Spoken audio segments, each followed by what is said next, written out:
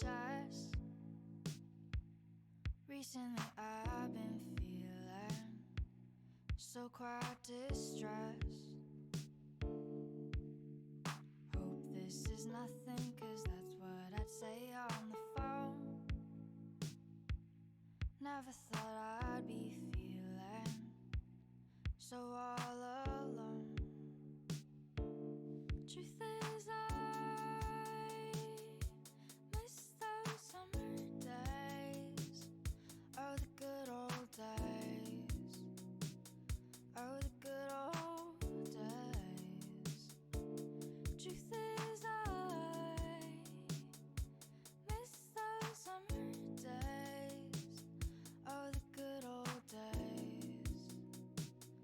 Oh, the good old days. Can I sing a song for you?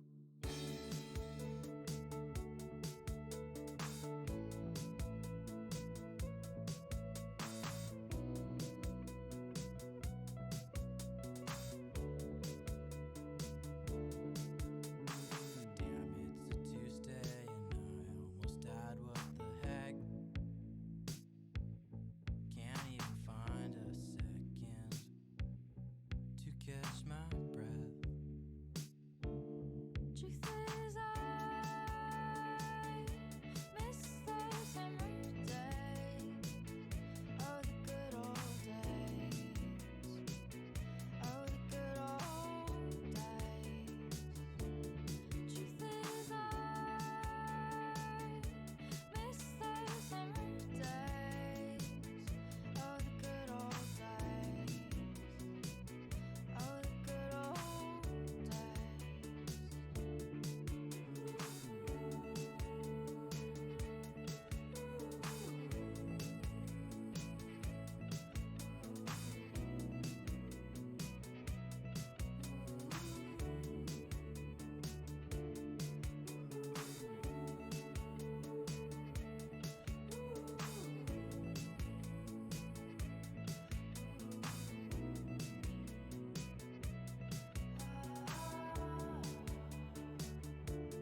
Truth is I miss those summer days. Oh, the good old days. Oh, the good old days. That was fantastic.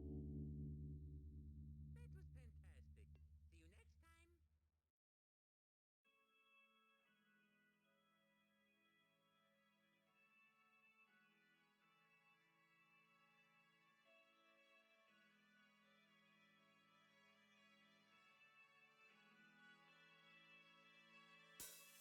They say an end can be a start. Feels like a barbarian still alive. It's like a bad day that never ends. I feel the chaos around me, a thing I don't try to deny. I better learn to accept that there are things in my life I can't control. They say love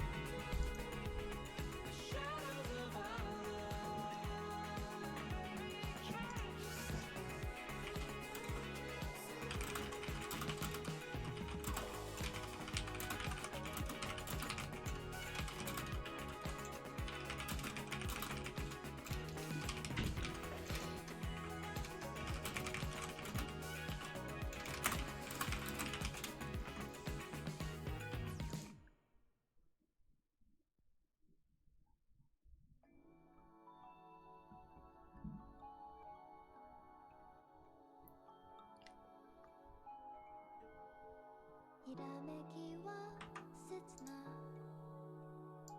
輝きはとはこの胸に突き刺さったならキラチュー踊りたいの歌いたい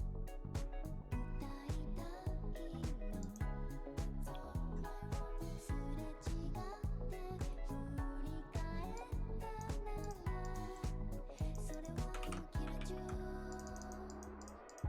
あの曲ならもうプレイリストから外したアドレスもアカウントも変えたの写真も消した終わったことだもん素敵な音見つかるけどこれじゃないみたいイントロだけは最高心奪ってほしいのに始めたいの忘れようもう Goodbye I love you 巡り合う新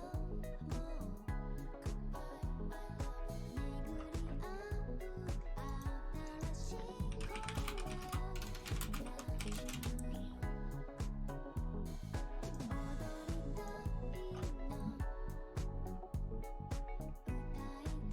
いの歌いたいのすれ違って振り返ったならそれはキラチューキラチューキラチュー그저 생겨놓은 상처들이 반창고를 묻혀서 보이지 않았을 뿐 그대로 남아있잖아 차가워져 버린 내 마음은 더 이상 이어폰을 끼지 않고 오늘도 시간을 소모そんな ルーティンも抜け出すかのように聞こえる懐かしのメロディーときめきは永遠心奪われるやっぱりあの曲しかない Alright, so we're finally getting into a game here between Mo and Lero, or Lero, don't know what the proper pronunciation was.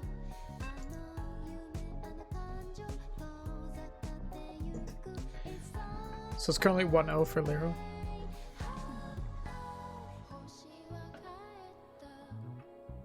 This is probably the first time Mo's played in anything in a while.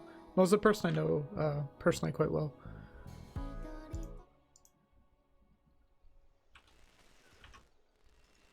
Alright.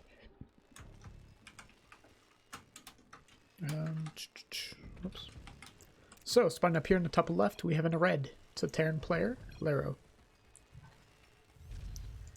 Down here in the bottom right, we have in the pink. Going for a very aggressive play, not uncharacteristic of him. It is Mo. Now, Mo's a very cheesy player. He's pretty much always going to do builds like this. And I mean, I don't blame him. It's nice to have this like predetermined kind of like course that you're going through. I think it's a very smart way to play the game, especially like if you're playing versus a guy who's just like a lot higher ranked than you. Like Mo's like low masters, maybe like mid masters at his peak, and this guy's like 5.6k. So this is gonna be a tough matchup, regardless of what Mo does. Lero going for the scout. You're gonna see that there is no hatchery here. Gonna go up into the main, and he will see exactly what this is. This is, of course, a build that has been very popular for a long time. Not as much currently, but definitely, like last year, we've seen this build hit quite a lot of popularity.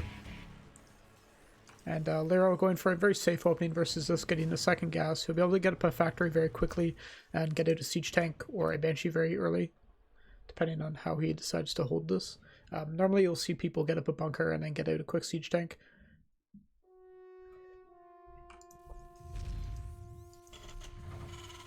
So you see a bunker at the top of the ramp here, very good.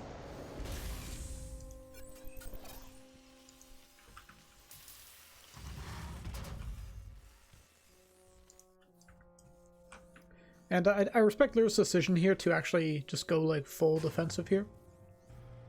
Like, you can get away with getting the CC up with this and defend it, but it is much safer to just go for this like early factory and get that C-check as quick as possible, because you're going to hold on for sure. And this build normally doesn't really have much of a follow-up. Like, you really have to do a lot of damage with these Ravagers. Sometimes we see players going for 3 Ravagers and then just like droning up very heavily behind this, but that's not commonly the case, and that can be punished in a lot of ways. Like, that's a very cheesy way to play. And Mo's definitely, as we see with more roaches on the production tab, not going to be going for that. Submissive is here to repair. Siege tank is or actually Cyclone's on the way, so that's not bad. Corrosive Bow is going down, taking a lot of damage on that Ravager actually from those Marines. Very unfortunate. But the fact that Lyra's only has 1 depot and the bunker on the wall is very good for him, because it means that Mo is going to have a hard time going into any sort of like macro game offense, because he's going to have such a hard time finding the damage that he needs to keep himself at an even footing. And we actually see Lyra going for the Cyclone upgrade. Very interesting. But I mean, hell, it's working out for him. There's a lot of Ravagers though, and that could be bad news for him, but it looks like Mo is a bit too scared to go forward. Actually going to lose that Ravager. If Mo just like jumped on him, he probably could have at least like saved the Ravager, because he doesn't gain anything by walking back there. And this is going to be really unfortunate here. Really nothing Mo can... Oh, that Overlord barely survives, only to be killed by the Viking later on. So Mo's only on 14 drones. He has absolutely nothing on the production tab. This is basically make or break it here for Mo. And I don't think that he's going to be able to hold... Or not hold, sorry. That Mo's going to be able to break this, rather. With 3 Cyclones, yeah, GG's going to be gold. I think we're going to need to turn my game volume down just a bit. Oops, my apologies. It's probably very loud.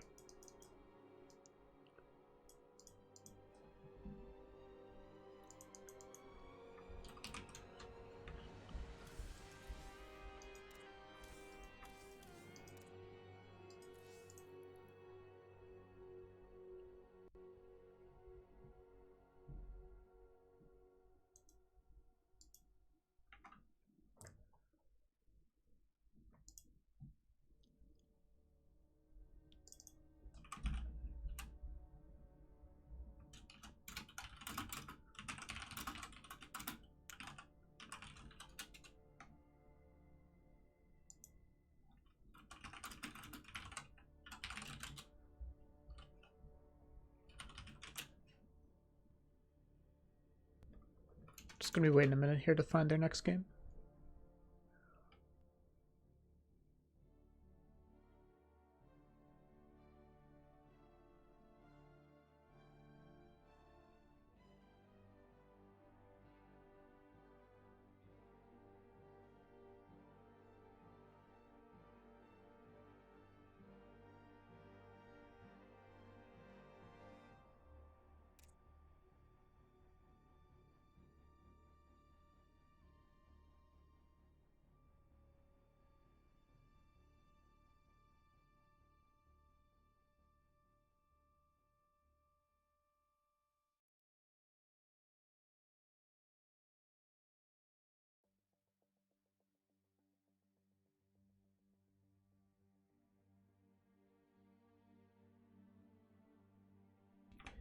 I appreciate that, Monster. Funnily enough, Truth actually messaged me because I was looking for games to cast. And at the time, I thought that I was going to get into Sinner versus Skylar, but Skylar didn't show up. But I said, like, oh, sorry, like, you know, Sinner already told me that he could take a game. And so I was going to join him. And then Truth accidentally messaged me, like, one of his vetoes. And then I was like, whoops, wrong Siegfried. It's like, god damn it, Truth.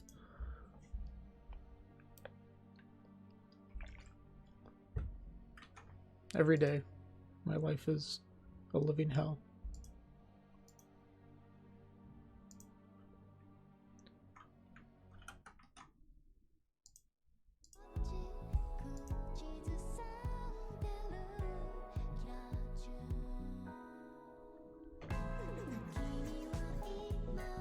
Yeah, I was kind of surprised they went for Cyclones. I mean, it works, but just seems so like, I don't know, just seems weird.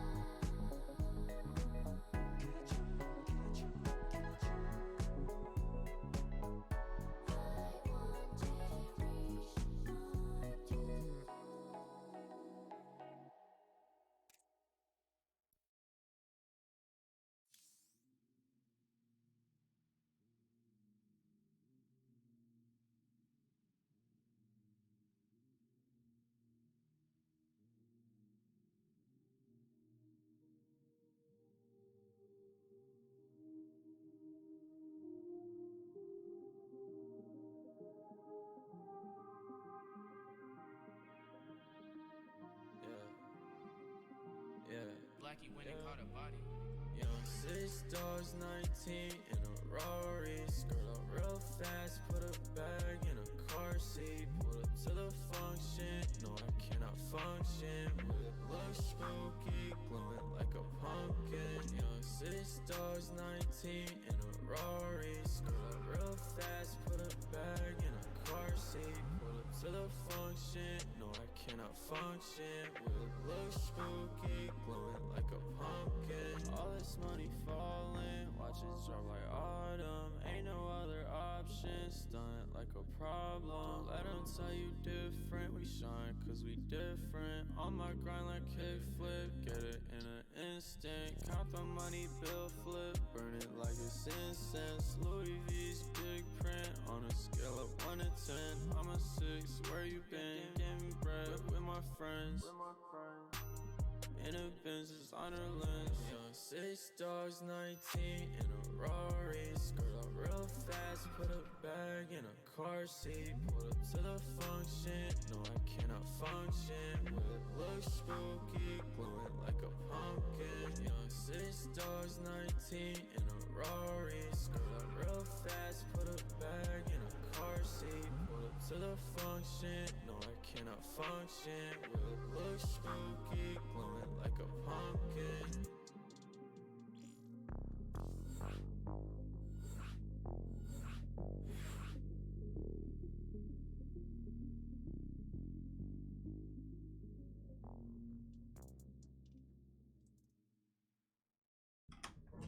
All right, now we're going to 2.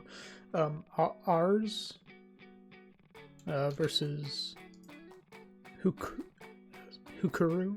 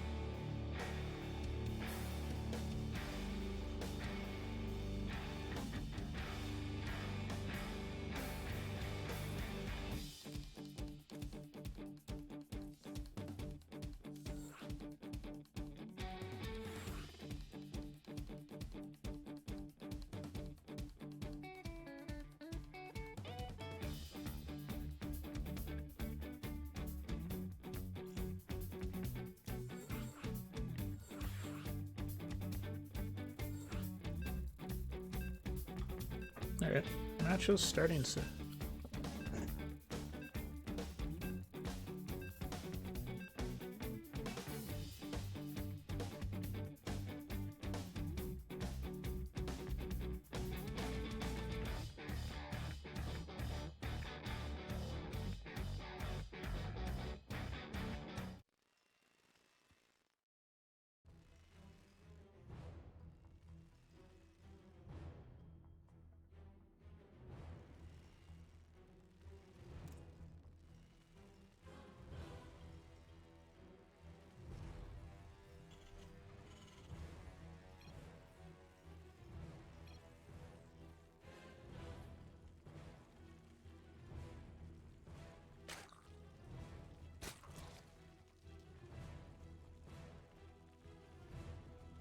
I realized my mic was muted. I'm an idiot. Let's redo those introductions. So Hukuro in the top left in the blue, and in the bottom right in the red, it is ours from Ukraine. Very neat. So I believe Hukuro is the Chinese Silky.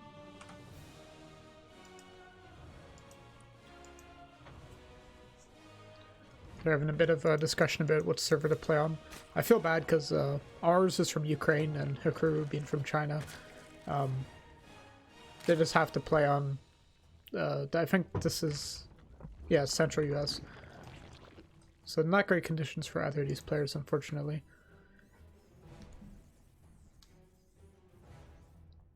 Ours going for a Reaper Fast Expand here. Silky going for a Hatch First. I don't know much about Silky, or ours really. Like, I'm aware of their existence, but I've never seen any of them play. So it should be interesting to see what these players come up with. Especially, I'm interested to see how ours decides to play based off of the ping. Like, I feel like Zerg's, like, it's not really that big a deal to play on a higher ping. Just because, like, most of your like battle decisions, if you want to call them, are kind of made like before the fight actually happens. Like, you're not microing your bane lanes, you're just deciding like how to send them in, as opposed to like the reactive micro that you see from like Marines. Or trying to block that off. Really nicely done. Ooh, almost gets the block on that, but not quite. SCV will go home, and that Reaper has successfully denied this third base for quite a while.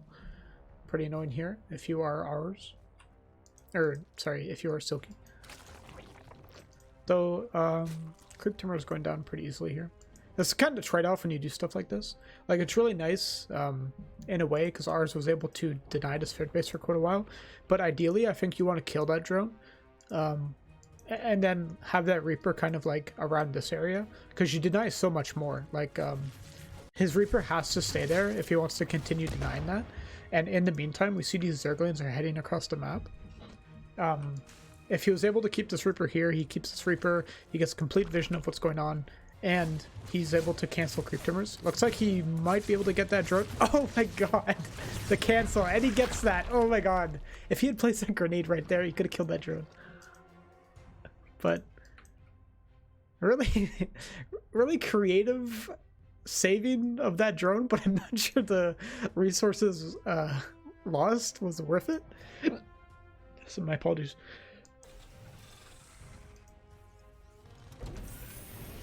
Maybe it's larva efficient, I don't know. So these lings get in here. Hellions are out in time, so it's not going to be a huge deal. Bit of a lag there. Hellions pick away at a couple of these lings. And this has been pretty annoying here for Silky. It looks like we will have a BC opening here from ours, and I think he's kind of giving that away by placing the barracks here. Like, he's not going to get that Overlord. I'm not quite sure what he's trying to do there. Like, that Overlord can just go down here if he wants and escape. But I guess Overlord in the main has already seen everything that's going on, so it doesn't really matter. Interesting fusion core placement. Doesn't need to be connected, but I guess it makes sense. Like, ours is just playing according to the lore. He's gonna make another starport. Like they're all gonna like branch off it, as if they all like need the power of the fusion core.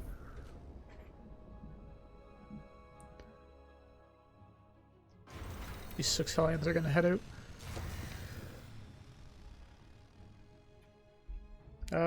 Do we have an armory? We do not. A lot of times you would see like Hellbats with this. He might get one later on, or I guess a bit later than usual. Or maybe he forgot it, I'm not sure. Just because the strength of the BCs and Hellbats at this stage in the game is a lot for Zerg to handle, especially because they often need all the queens to deal with the BCs. So it at least forces the Zerg to make banelings or roaches or something. We do have 2 armories on the way here, so that should be out just in time. First BC has TP'd into the main. Nice transfusions going down on that Overlord. BC has gotten 1 kill. I don't know what it killed exactly. Looks like it might have killed an Overlord. Maybe a drone or something. Now BC's going to fight with some of these queens. There's not a huge amount of energy actually on these queens. Only a couple more transfuses left. And that BC still has quite a lot of health.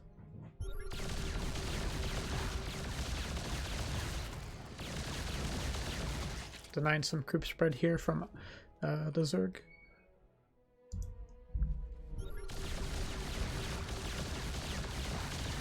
I think this is a really good use of the BCs at this stage of the game. Especially when you're playing mech, because you don't really care about these minerals. I think it's much more important to be able to clean up all of the creep tunnels that are on the map here.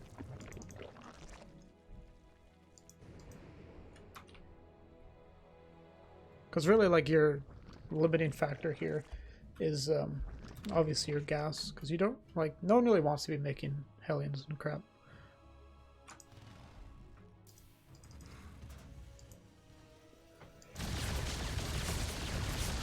This BC actually might deny this hatchery. Yeah, cancel it for a second. And he will TP home.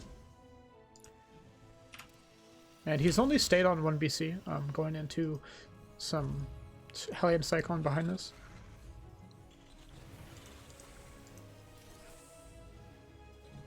So this is not as common as you might see. I think normally we will see Terrans go for like 3 BCs and then into Hellion Cyclone. But it looks like ours just wanted to just head straight into the Hellion Cyclone. I guess his initial BC didn't really do a whole lot, so I think it makes sense. Like, it didn't make a huge impact in the game, so there's no point, you know, going into more if you're not going to get any more value out of them. Like, it's just kind of a wasted investment at that point. These Hellion Cyclones could be annoying here. There's not a lot of units out here for Silky at the moment. I guess ours is just committed to killing up some creep. He doesn't want to head too far onto the creep though, which I think really shows the caution that these players are taking because of the ping issue. I don't know what their ping is right now, but I know they were talking about it in the pregame. I guess it's not great. Oh, a lot of these crafters getting caught out by these cyclones. That's a lot of resources lost for nothing, really. Even a queen get taken out here.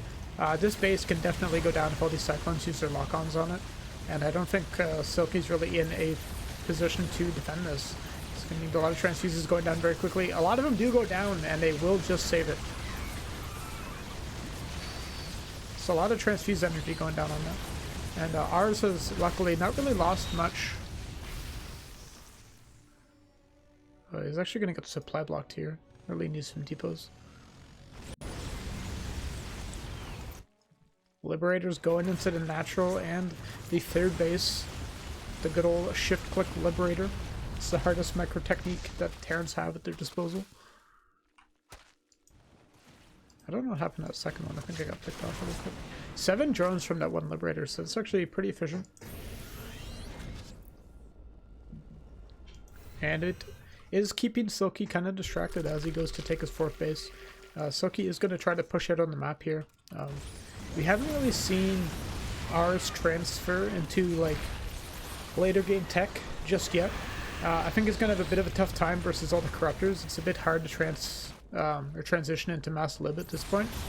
You're really going to need to go into some siege tanks, I feel. Or else you're just going to lose straight up to the Roach Ravager lane. Cyclones are starting to pick away at a lot of this stuff. These corruptors looks like they're going to go into the natural? No. Just kidding. BC will come out, and ours is actually losing quite a bit of his army supply here. He might have just committed a bit too much or not gotten out what he needed in time. BC TP's back into the main. These Cyclones are just barely being kept alive. They're getting a lot of value, but this third base being denied here for so long is going to be quite an issue here for ours. That BC tries to come back, but it will get shut down.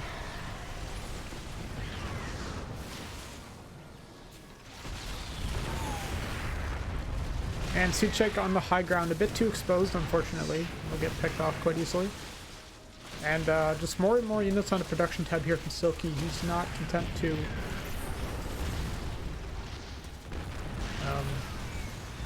just allow this to go unpunished.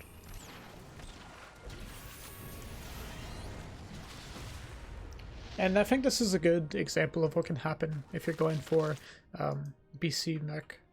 And you don't really get a whole lot of damage done in the early game. Like, that one BC he made was very unimpactful. And, like, this composition you go for behind it, like with the Liberator, like, Hellion Cyclone, you really need to put on a lot of pressure to keep the Zerg at bay while you get up into your later game army. And you can really see that Silky is just able to push ours around because he wasn't able to tech up in time. And, looks like, I think Silky should be able to pick up this game pretty shortly.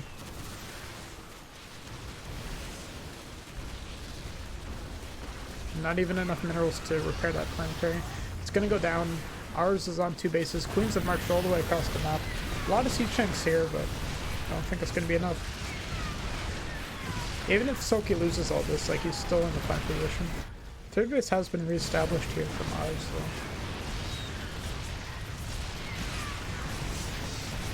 More and more tanks going down. That's going to be it for game 1.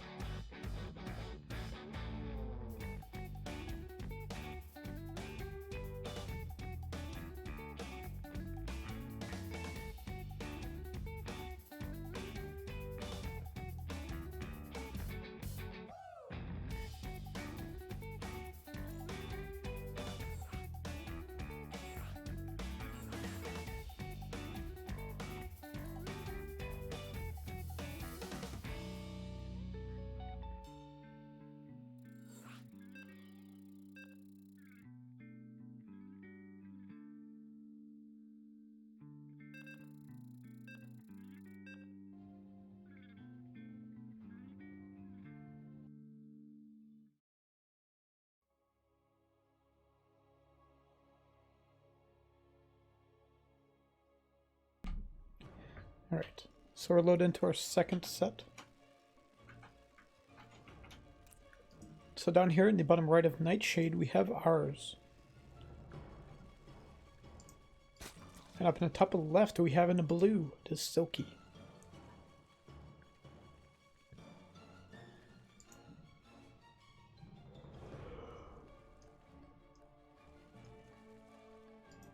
And it looks like Silky's going for...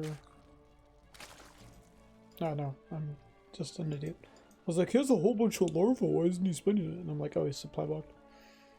Because he didn't build the Overlord fast enough or something.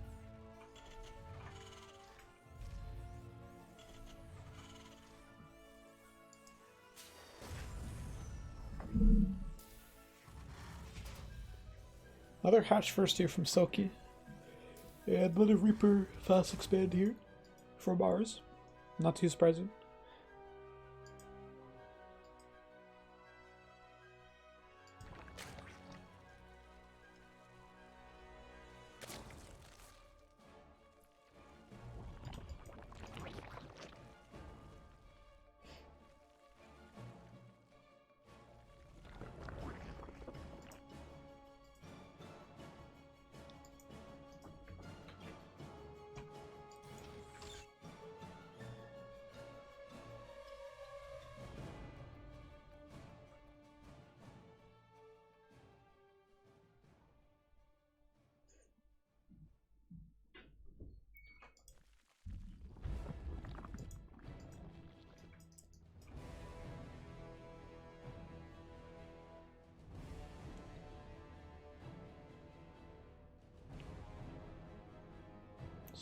Nothing really much to talk about, honestly. Reaper heading across the map. Interestingly, he didn't use the SCV to try to block off the third this time. I guess just sending that straight home. I really hope we see ours try something else this game. Like, I'm not a fan of BC Mech. I think it's just bad. Like, it looks pretty strong sometimes, but it just doesn't get results. Unfortunately here for ours, you will not see that drone heading to the third base. We'll get a Zerg lane, which is a bit unusual here. Maybe we're getting a drone. Ooh. Oh, just barely got that in time. And why did this drone come back? Oh, he's going for a roach. Interesting. I'm not sure what he's... Maybe he intended to make it look like he was taking a third. Maybe he wanted the Reaper to get held up. So that can be a tell here for ours. That's something is coming his way. This is going to be a 2-base Roach Lingo in. Probably see a bunch of Ravagers or something.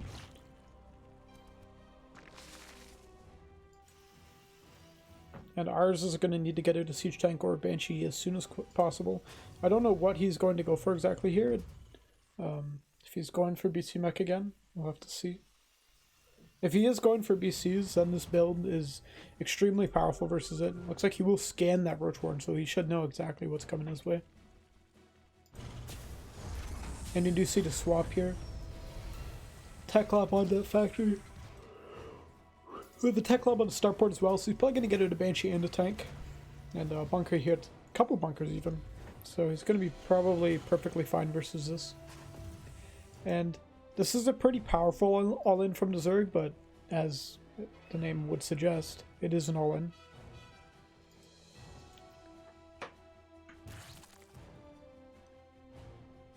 So these Ravagers are going to get up here. There is enough units out here to delay them for just a bit before that tank or that Banshee get out. He's trying to delay a bit with these Hellions. There's a couple Marines in these bunkers. He really needs to get some repairs down. A lot of Lings behind this. Fortunately for him, he doesn't have it walled off, which, I mean, I can't blame him. These Marines are going to try their best here. They're going to get completely destroyed in that first bunker, though. Banshee will come out in time, and these bunkers have been survived long enough to maybe give ours a bit of a chance in this game. Siege Tank on the high ground actually is going to get picked off quite early. Not able to get the damage it needs to. But as long as this Banshee can... Oh no. Alright, so this is really bad for ours.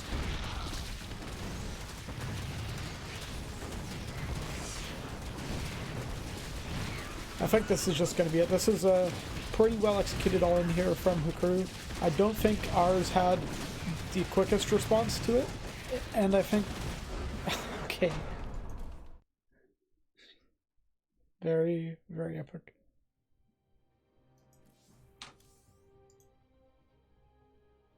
Looks like ours immediately closed this client.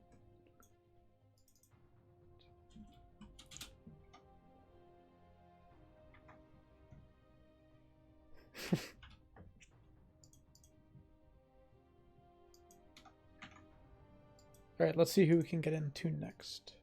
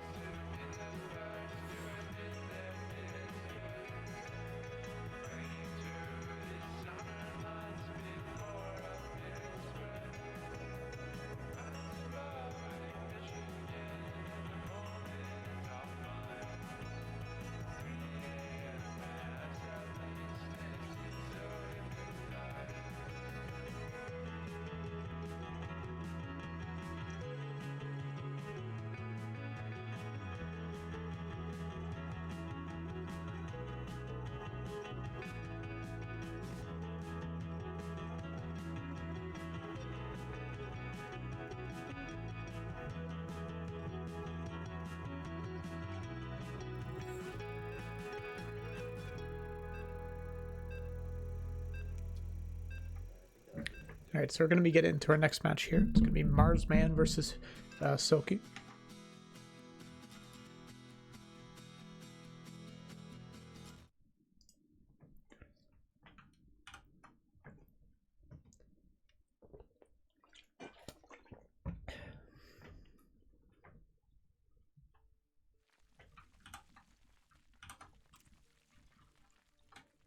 Alright, so spawning up here in the top left, we have in a red. It is Silky.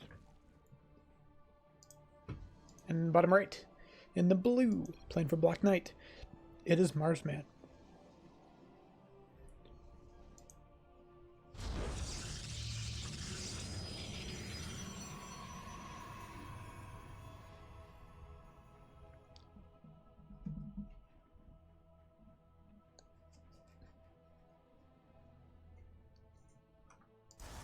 This is going to be...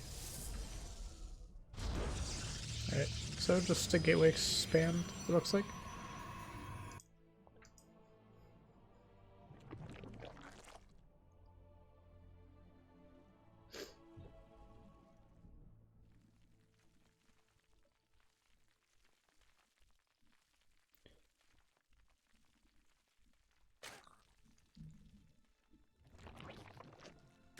Marsman, I believe I've casted him before, but I can't really remember anything about him. He's a name I think I've seen a lot in some of these online cups.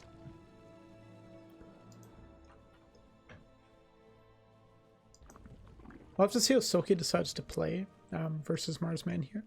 He seemed to have a fairly aggressive kind of play style for ZVT, so I really wouldn't be surprised to see that transfer over here into ZVP. Especially if he's going to be playing in unfavorable conditions. Again, another unfortunate scenario where we have a player from China playing versus a player from Europe.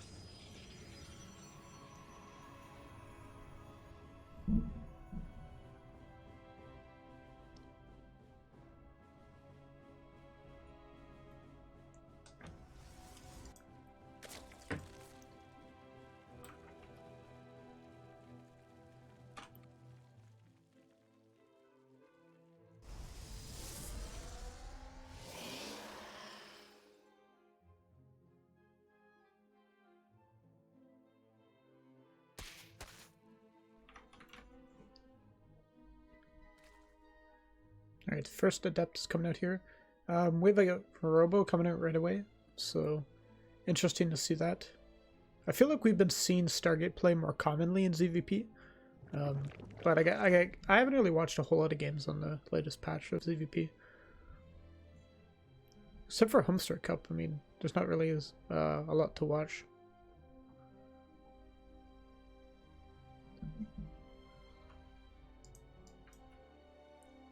So I'm interested to see how our Protoss players will kind of weather through this new patch, or newish patch. It's been a while.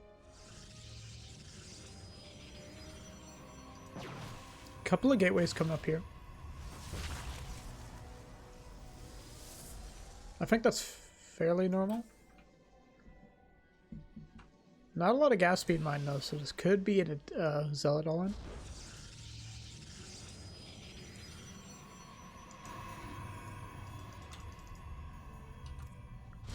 I mean, yeah, 5 gates and a Robo on 2 bases with 1 probe on each gas. Like, this really seems like something that you get in a Warp Prism and like an Immortal, and then you just warp in like a bunch of Zealots or something, or maybe even some Stalkers. Let's see what he does here. Oh, that Adept actually just barely died. Very unfortunate there for Marsman. Let's see. Behind us, we don't really see... like, Silky doesn't really see a whole lot. He doesn't have any view of the gases currently, and he won't because that Stalker will drive out his vision here. He has checked into main. He has seen a couple of gateways going down, but he doesn't really know what's coming to him.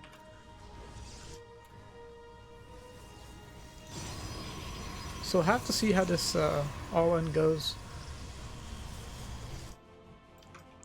Couple of Stalkers out here.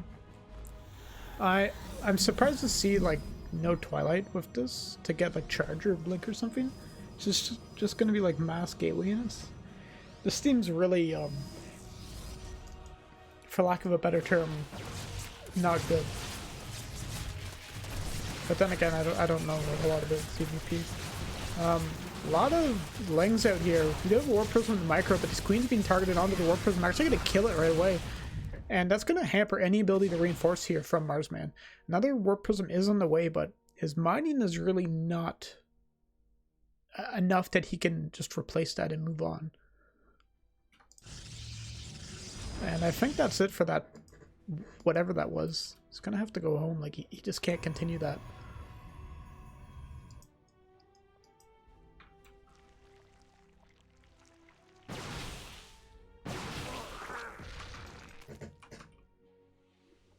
And an Immortal getting produced here. Is he chronoing that? Yes, he is. And I mean, Silky was able to weather that storm there, and he's gonna drone right up as soon as he can here. Don't know if he's gonna get a 4th base soon. He probably doesn't need one. He just needs to drone up for a bit. Couple of depths in the Warp Prism. So I think Marsman's probably going to try to harass or something until he can get himself into a better economic position. But I feel like he just put himself so far behind with that initial attack. Like, his drone count is just, or probe count is just so low compared to the Zergs. And at a point in the game where, like, the Protoss definitely doesn't need to be.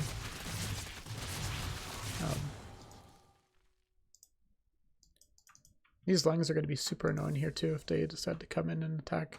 Whenever he does get a 3rd base, assuming he gets one, he could just put a bunch of his resources into more units and go for another attack here. He does have a Warp Prism in the map. And an Immortal here. Looks like we'll be... Oops. Pause coming in here from our Zerg player.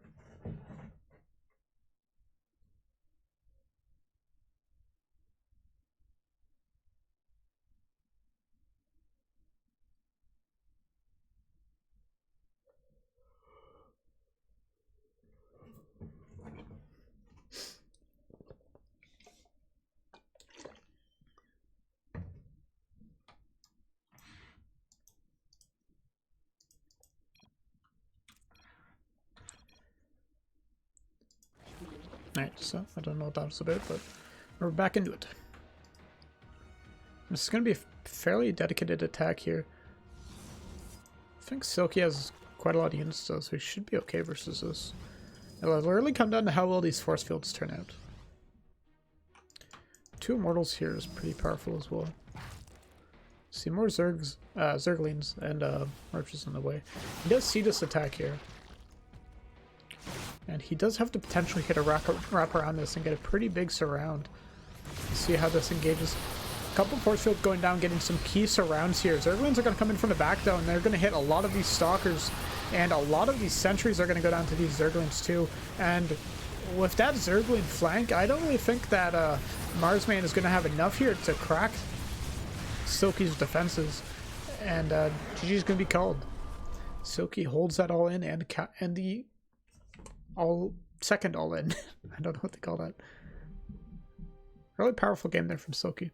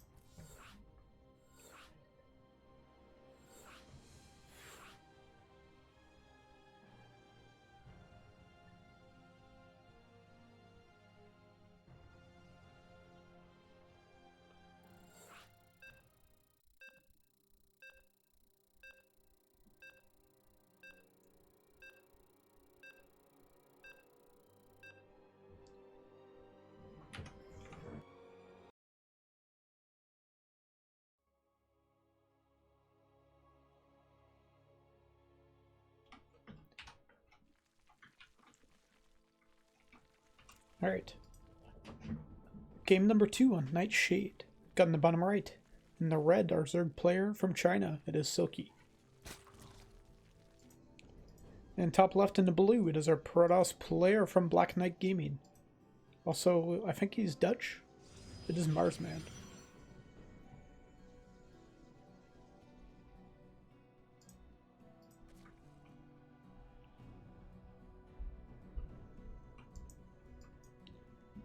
It's going for another very early skew.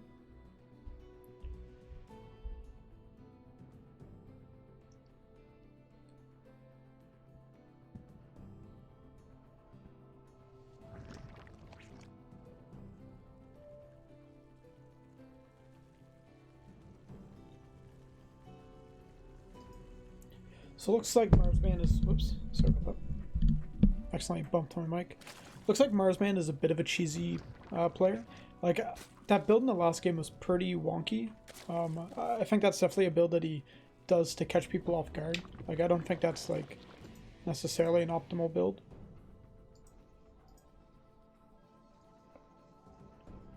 And he's changing things up a bit with the one gas of one probe mining. I don't think I've seen anything like this.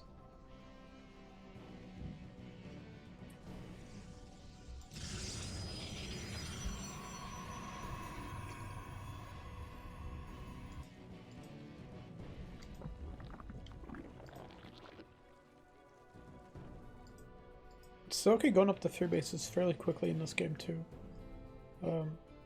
Getting that third base up before 2 minutes have gone by. That's a lot quicker than we normally see. So I guess he's not worried about any sort of like early game aggression. He's just going to try to drone up here as quick as he can.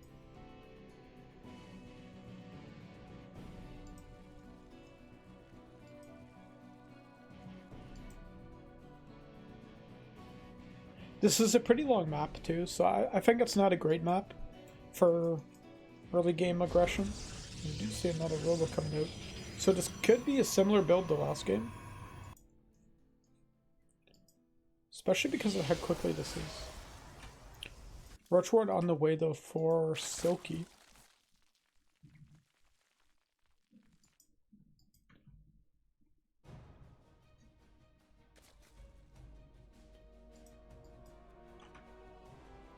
And is this probe going to go off to proxy something?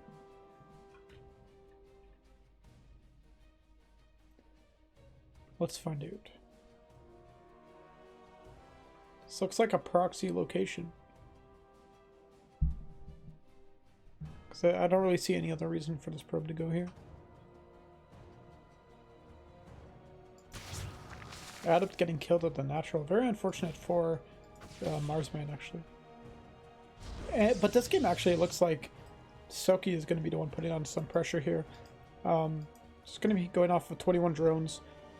Roach is on the way, 6 of them. Speed is done for Zerglings. So I guess he just wants, whoops, he just wants the larva for more units, for more lings and roaches. Doesn't care about droning. Completely against what I said earlier. Shows that little I know.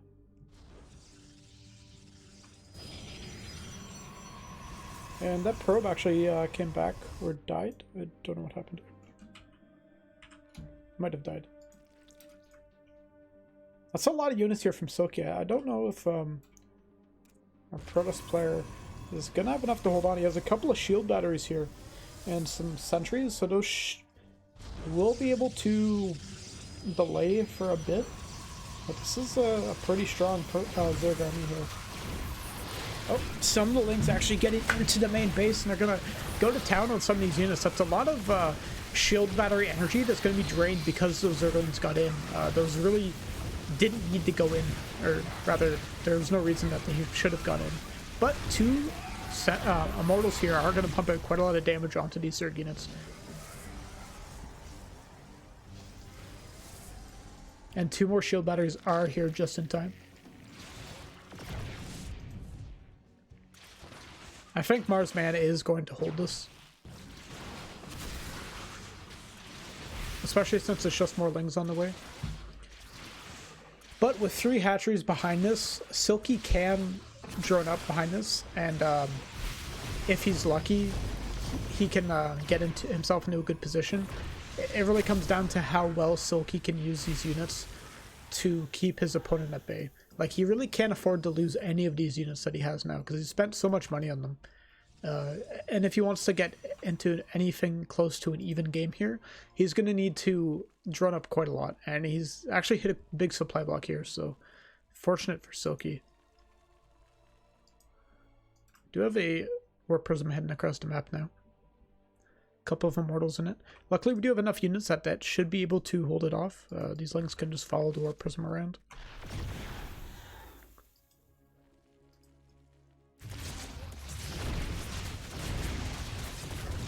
A lot of damage going off on one of those Immortals, actually.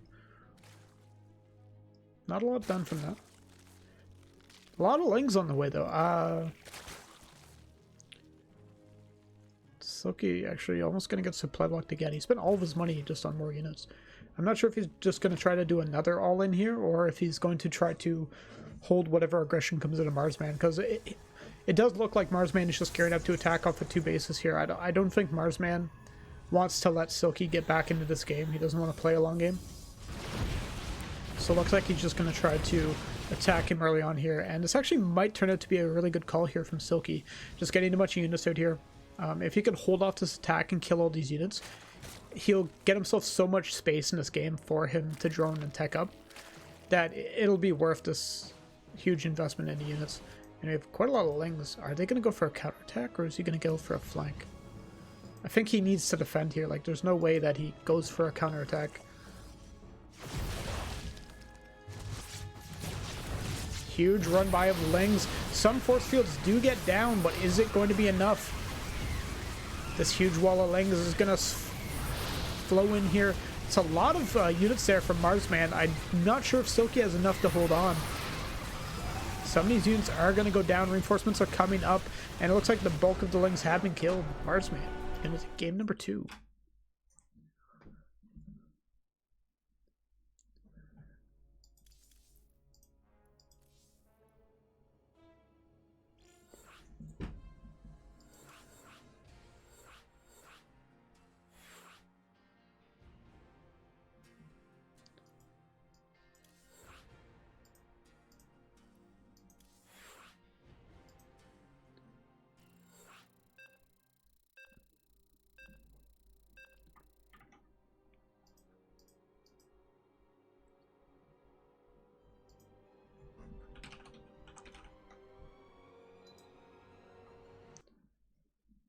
Alright, so we're going into our 3rd and final game here.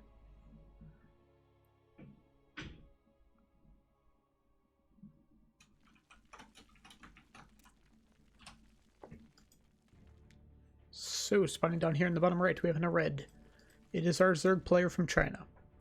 It is Silky. And up here in the top left of Simulacrum, it is our Dutch Protoss player playing for Black Knight. It is Marsman.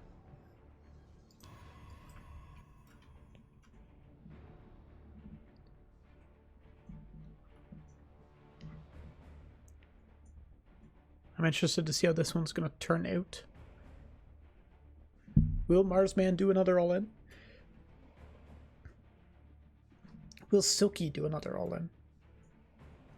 It's funny that both games were decided off of a failed all-in. Like, it's like whatever side all-in has lost so far, so. But interestingly enough, it looks like Silky gonna go for an early pool here.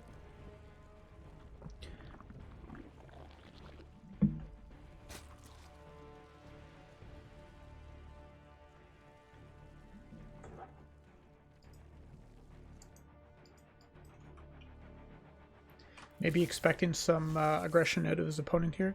He might use this as a way to pressure the natural of some Lings. I'm not sure. We'll have to wait and see.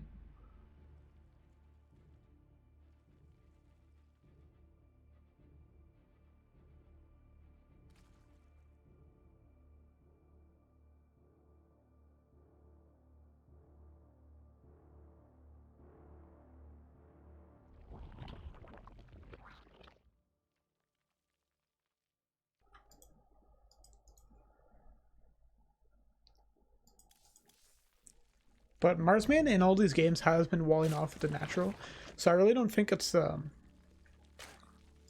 going to be a threat to him. I'm not sure why Silky Oh, he's going for Roach Run again. Alright, so it looks like Silky is going to want to put on some pressure, but it looks like this probe actually will be able to get into the main base. Will it scout what it needs to scout? It did not.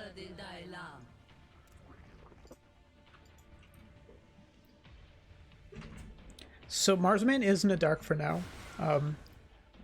But that posturing that he's seen from Silky can be indicative rather, of something going on. Like, normally the Zerg player, if they're just playing a macro game, like, they're not going to put their queen near the ramp because they don't give a shit. Like, it's just one of those things, like, when you come in and you see that queen near the ramp, like, they want to deny the probe. Like, they're not doing it because they want to be... Oh, wow, just barely didn't see that. Like, they're not doing it because it's an epic gamer move or whatever bullshit. Like, they're doing it because there's a reason. And that reason is normally to hide something. So, Silky has actually shown the roaches a bit unintentionally there to the adept. And we do have a robo on the way and some shield batteries going down at the natural again. So this looks to be a similar build, but just off of less bases. So maybe this gives him enough resources to crack Marsman this time. We do see a lot more roaches of this time. But he has walled himself in. He has a good wall at the natural here. 2 shield batteries are finished. And this should be enough to buy some time for more shield batteries, as we do see another one going down. No, actually just 1 sentry here. One of the force fields goes off. And this is actually really unfortunate for Marsman. All these units here get in. And if they take the fighting away from the shield batteries, that's a big loss there for our Protoss player. And even getting this pylon is going to depower 2 of the gateways. So a lot of production going to be lost here. We do have 1 immortal with this. The ragtag force of units fighting near the ramp. I'll have to see what Silky is going to do here. I think Silky wants to try to force the fight here down on the low ground. Has picked off a couple of these units. He doesn't want to fight in the ramp, but it looks like he has managed to get up, and he's going to get a full surround on an immortal. Really nicely done here, and I think this all in here from Silky is going to pay off this time. And he's killed quite a lot of units here. A lot of the probes going down. And there's no way for him to stem the flow of Zerglings. That is going to just continue to come into his base. Keck is going to be called, and that's going to be it. Man, people are really disrespecting our boy Silky tonight.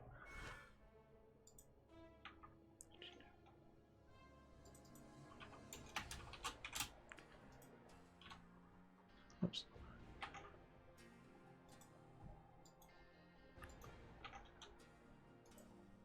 So we'll have to wait for our next match here.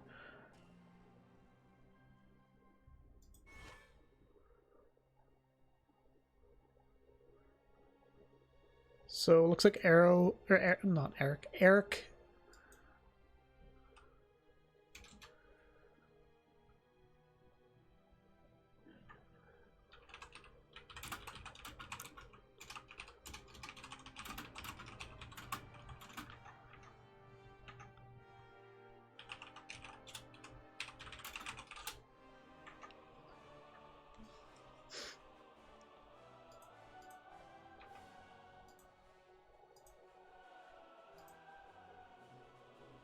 So Eric and McZero are in game currently. So whichever one of those finishes, they'll go into the finals, which is going to be best of 5.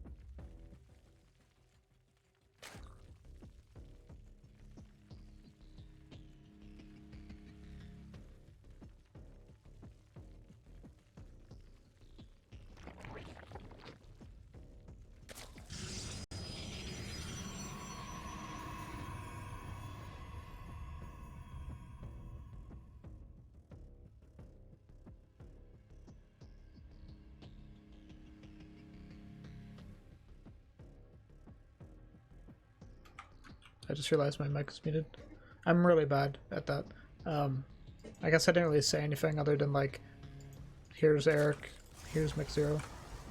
Anyways, as Monster said in the chat, all I'm learning from watching all these games is like, man, I should all in more. I think that in tournament games, like, especially like in online cups, players that all in more will just get more results than players that just play macro. Because all it takes is like, you know, you to know one all in that happens to mess up whatever like the other player's kind of macro build is like.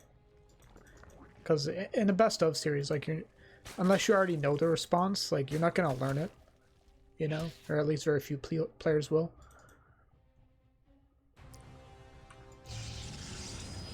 So I've never heard of McZero before. I don't know if that's just like his NA name and he's like a player from EU. We are in East US, so it's very likely.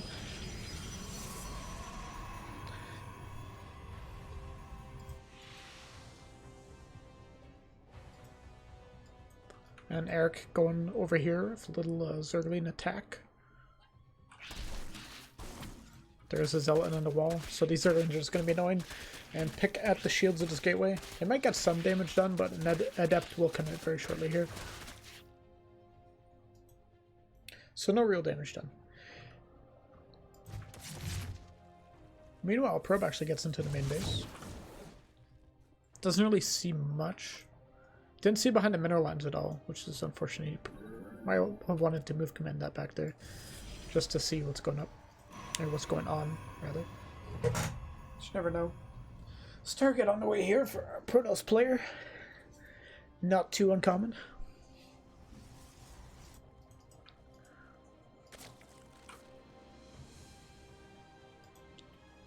I'll have to see if he goes into just a single Oracle or what. Sometimes I see people go into like double Stargate Phoenix. It's like a fairly common style. I think it's pretty good, but I don't know like if it's actually good. It looks fun, I'll say that much. And this Overlord is actually going to get in here and it's going to see that. It's a bit of the unfortunate nature of opening with an Adept. Yes, it's nice you get the scouting across the map, but then, oh, he doesn't even send it across the map. He's keeping it at home. Probably just wants to make sure that nothing gets into his natural. The Six Lings could be annoying if that Adept leaves, but with no Stalker, that or that Overlord is just going to see absolutely everything.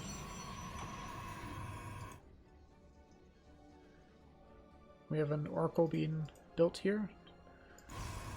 No Chrono Boost on it just yet. Yeah.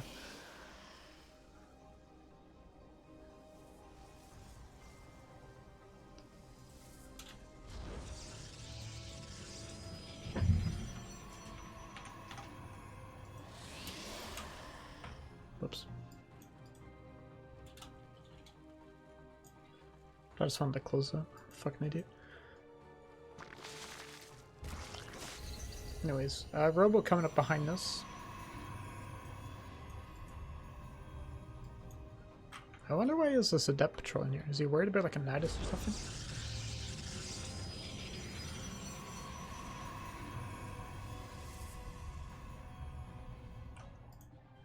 And we do have an Oracle and a Phoenix. This is a really cool strat. You pick up the Queen and then you go to town with the Oracle. Seems to work out pretty well. And we do have more Oracles on the way here. Third base behind us. So these Oracles are probably just going to be used to secure that third base. Prevent any Zerglings from destroying it. Or at least make it costly. Eric's throwing quite a lot of resources. What's Eric?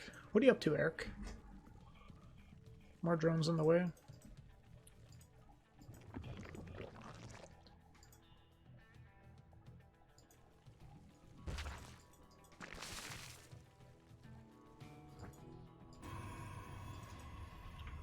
So Eric's been able to develop himself quite a decent economy this game so far. The harass from our Protoss player here hasn't really accomplished a whole lot. A couple of Adepts coming in here. One unlucky creep tumor. Or actually lucky, because it just survives. I thought that was going to die.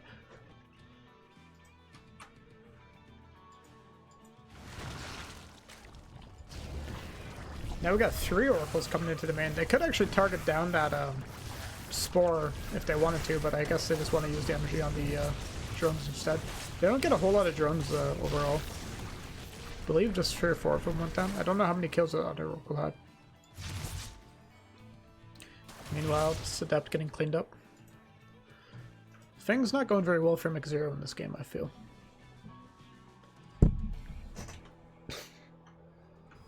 My apologies.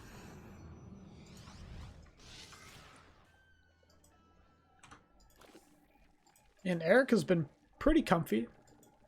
I feel like Eric, is he going to take a 4th base? Yes. So Eric has a pretty decent army. He can, I think at this point, just really feel free to tech up and keep progressing here. Doesn't really need to invest much more into roaches. So I don't think his opponent's really going to head out anytime soon.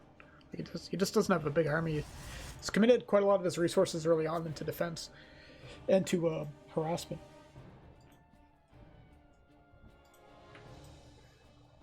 And I mean, like, he's built 3 oracles in this game and a phoenix, and he's got 7 drones total. Like, I really feel like that's not worth it overall. That opportunity cost, so even loses an observer. Unfortunate. But the opportunity cost of those units, especially in PvZ, I feel, is so high. Like, there's so many other things you could be doing with those. Especially when you build 3 of them. Like, if it was just a 1 and he got, you know, let's say 0 drone kills, that's perfectly fine. But when you commit to 3 of them, like, I feel like you need some results here. A couple of roaches here are going to get targeted down by some of these immortals. Nice little trade here for McZero. Meanwhile, Eric actually came in there for a counterattack up in the top. Didn't get many probes, if any. Those zealots were there. These oracles should turn on their laser beams and start shooting away at these zerglings. I don't know. Oh, actually, Stormhouse in the main. Will they get the base? Oh god. That's really unfortunate here for McZero. And meanwhile, that attack at the 3rd base. Eric is just pulling McZero apart here.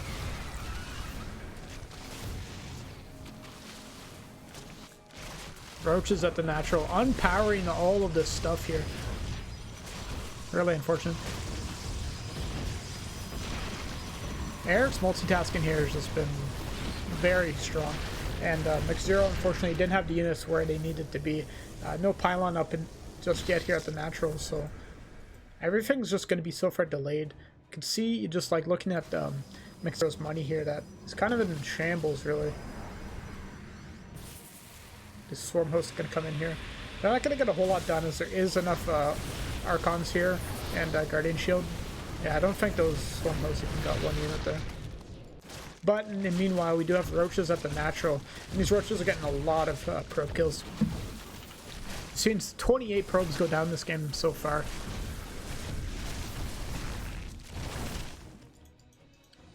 That roach burrow is definitely coming in handy. Roaches again at the 3rd base. McZero is just going all in here. He knows he has no choice in this game. He has to go try to get some quick victory here. But I feel like this rushed attack here is going to be the undoing of him as well. You can see he's kind of haphazardly coming in here. He's not really taking the time to set up a good fight. He's just coming in and trying to do his best. And I think that forced behavior here is going to come back to bite him soon. There's quite a lot of Hydras here. And versus just gateway units and some robo units like Immortals, Hydras are extremely good.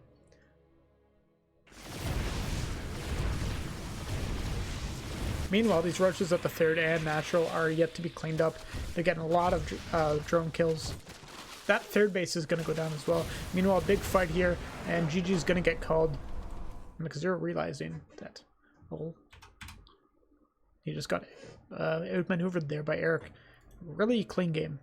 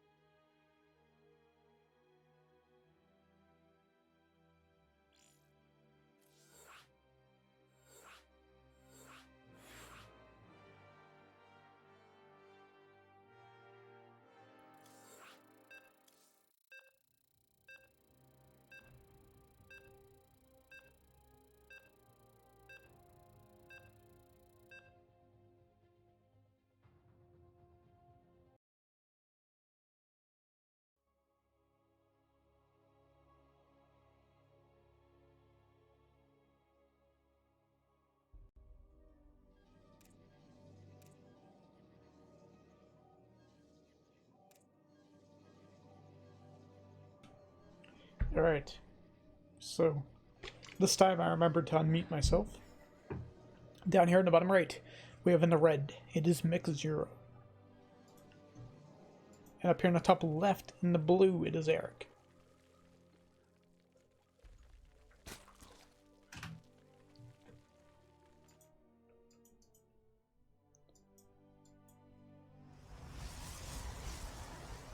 That last game definitely looked like Eric definitely, I feel, outclassed Mix Zero in that game. But I feel like Mix Zero had a pretty solid game plan. It just, like, once it came down to that multi-prong, like, burrow roach aggression that Eric pulled out, like, Mix Zero just kind of fell apart. But he had a strong early game. I felt like if that went more, like I guess more standard, like if we didn't really see that burrow roach play, Mix Zero definitely could have come out here with some more stuff. It looks like another early pull here from Eric. Not uncommon from him, as we do know that Eric likes to take control of the games and just kind of play to his own tempo.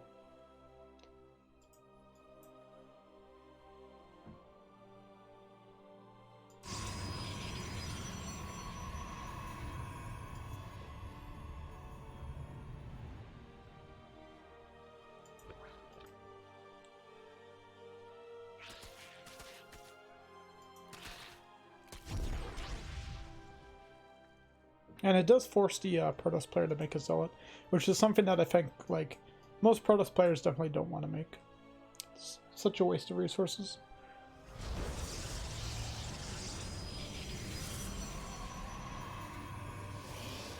And you have to chrono out the Adept as well, which is pretty annoying. So it does definitely take a lot out of the Protoss player to react to this.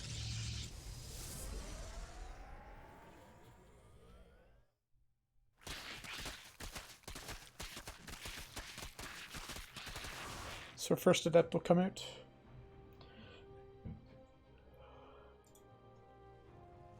So what are we going to see out of Mix Zero this game? He almost has enough for whatever tech he wants. And it looks to be Stargate again. Not too surprising. I mean, Stargate's just kind of always the safe opener for Protoss, I feel. It gives you a lot of options in the game. Lets you scout, lets you harass, and lets you defend versus Zerglings, which are like the bane of most Protoss existence. Any hole in your wall, anytime your army isn't in position properly to defend your third, like, Zerglings will just kill everything. So Protoss really needs a good way to deal with that, and of course that's where the Oracle comes in. Eric gonna start with some creep spread here. He's getting its third base. And Phoenix first here from Mix Zero. I kind of hope we see something a bit different this game. Like, I hope we just see, like, Phoenix into one Oracle. Just be a bit more conservative this time, because I feel like the 3 Oracle play is it's very greedy from the Protoss. Especially if you're going to throw any of the Oracles away. Yeah, because maybe it's fine if you get the 3 Oracles and you keep them alive. I think that's perfectly fine. But when you're going to toss one of them and not get that much in return, I feel like the investment just isn't worth it. There's a lot better stuff you can be getting this Protoss. You have a lot of options and units that you can get that will just add so much more value than that Oracle can. And even going to go 2 Stargate or 2 Stargates rather in this game. So we might see 2 Stargate Phoenix. Unless this guy has some, like, really weird, like, 2 Stargate Void Ray build that he's gonna pull out, but of course doesn't look like it. 2 Stargate Phoenix is a pretty common build, so Eric should know the response to it, which is basically just get some, you know, get a couple more spores, get some queens, and just keep droning.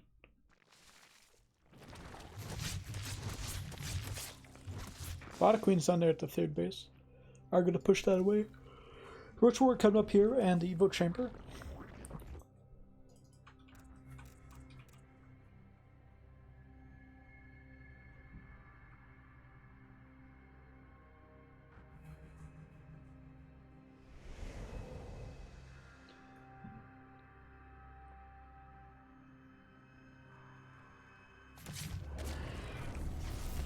So just one Oracle actually going to get up here and should get a decent amount of kills.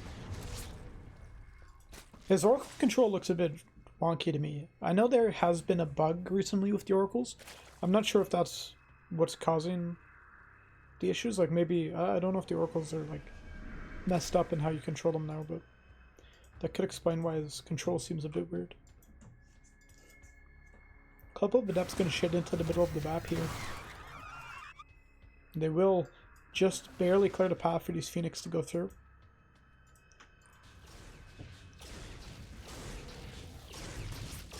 Don't really have much here to defend against these Phoenix. One of the Queen's going to get picked up right away. Another Queen going to go down. And Queen's going down is such a big deal for Berserk. Like, these are a lot of your investment into in the early game. Like, you invest a lot of minerals in these. Definitely don't want to be losing them. You know, that's close to 700 minerals that he's lost so far. Like, look at that resources lost from those Phoenix. And it's just continuing to mount here. Just a bit unfortunate that Eric wasn't able to scout that. But he is getting down more of his spore crawlers. But all these Phoenix still live. I don't believe he's... No, he hasn't lost any of them. What did he kill so far? 5 Queens. That's absolutely crazy. He's going to get another one too.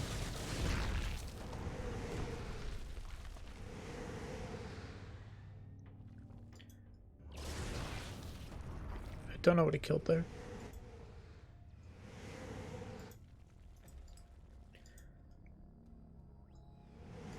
So now McZero has basically full control of this game. This double Stargate Phoenix play has worked out quite well for him. He's definitely caught Eric by surprise and really setting the pace of this game. As our Zerg player, Eric, he just can't commit to anything. Can't commit to any more units. Like, all of his Queens are dying, so his production is going to be severely limited. Luckily, he has protected his drone count for the most part.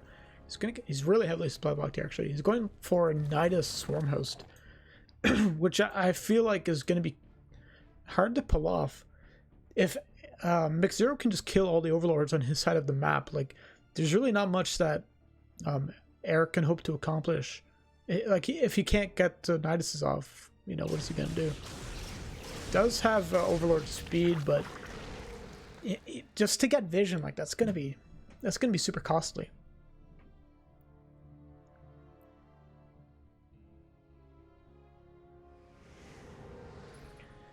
Double Robo Colossus behind this. Just look at resources lost time. That is so nice if you're a Protoss player.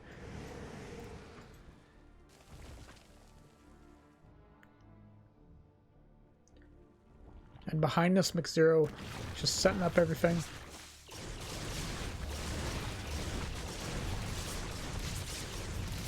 And I like how McZero is trying to come in here and just see, like, is there a weakness? Like, can I find some more damage? Because he's kind of accomplished enough damage as it is.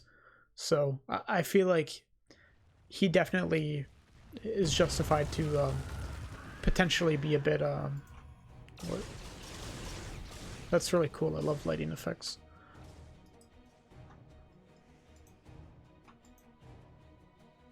The Nidus network is having a seizure. Probably smells like burnt toast. So these Niduses are going to start coming up here. These Lings have gained quite a lot of room to grow these Nidus networks.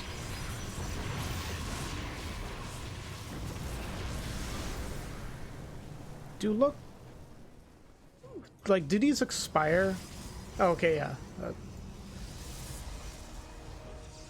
Yeah, so the Nidus, or the Locusts do expire while they're stasis. That'd be a very interesting interaction if it, like, paused their timers. So with all these Colossus, I definitely feel like the McZero has to go for some sort of timing attack here, because I feel like if you just let the Zerg kind of progress towards their late game and get more units out, like these Colossus just get, you know, they're just not as effective. I think a good timing attack here can be very important for our Protoss player to execute if he wants to take the win, take that W. And he's lost quite a few probes to these Niduses, 15.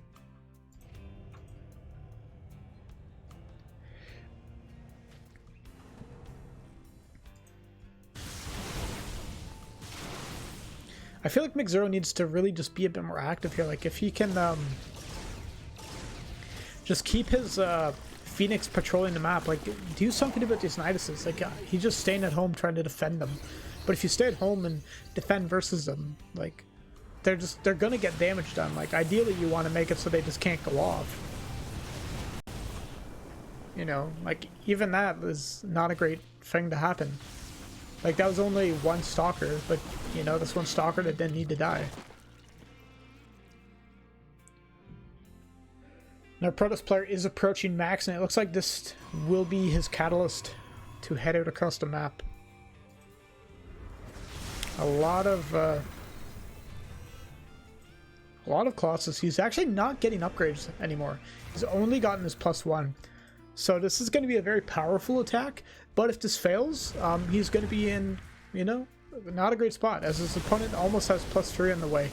I don't know if we have... Okay, we do have a Rev Light going down, so he really needs to pick up those Lurkers if he wants to go in there, but there's quite a lot of anti-air. Trying to get himself into a good arc here versus these Lurkers. A couple of them are going to get picked up here, but that's a lot of anti-air in the back. A lot of Queens dealing a lot of damage here, but this is a huge number of Colossus. Warpins are coming in here. Can Eric get the target on that Warp Prism? Doesn't look like it. And I believe we will see McZero taking game number 2 here, as he is powered right through Eric's force. Just completely obliterated that.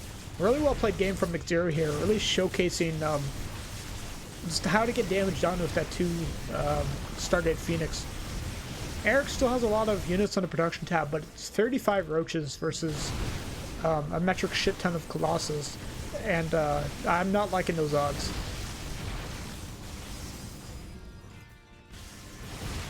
We still have the Swarm Host here. They're coming forward. They will soak some damage, but... oh, that got yoinked. That was interesting. Yeah, it looks like these Roaches are just going to continue to get incinerated here. Eric's actually taken really good fights overall, but the Protoss army here is just way too strong. Eric has a lot of extra bases though, and he's continuing to just pump out like metric shit tons of units.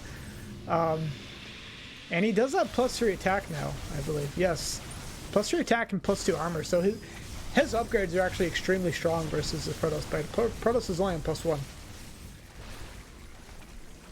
Can Eric make a crazy hold here? I feel like McZero is just kind of dumbfounded. Well, McZero... Oh my god. What McZero should do is just move the Colossus up into the main and warp units in here. Just completely destroy the tech. Something like that. Like, he just can't fight... Alright, like, he can fight this army, but I feel like this is not an ideal scenario. A lot more Lurkers are just about to finish, but I think this is just too much units here from McZero. These Colossus just wailing down. +2 is finished, so the Protoss army, the upgrades aren't too bad now. Got Zealots in the main and a natural now too. Really well played game there by McZero, tying up our series.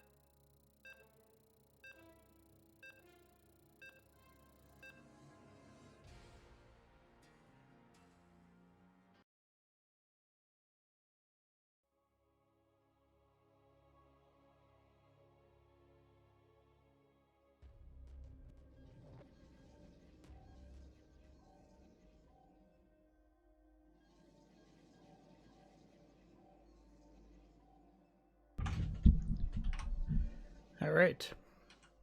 Oops. So, spotting up here, we have in the top left in the red. It's our Protoss player. It is Mix0. And down here in the bottom right, we have in the blue, our Zerg player from Black Knight Esports. It is Eric.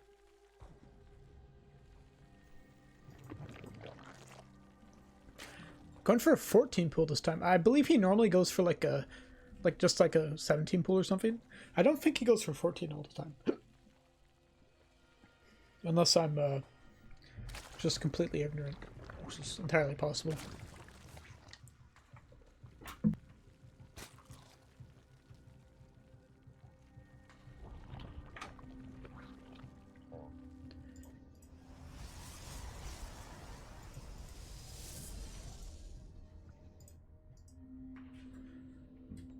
I'm interested to see what Eric decides to do here.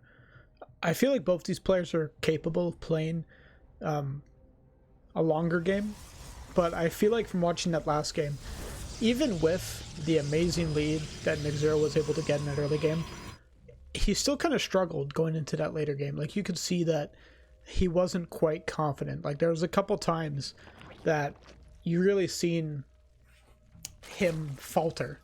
He, like, when he killed that the base in the third location on Triton with that huge army of Colossus, and he killed everything, but then there was more behind it.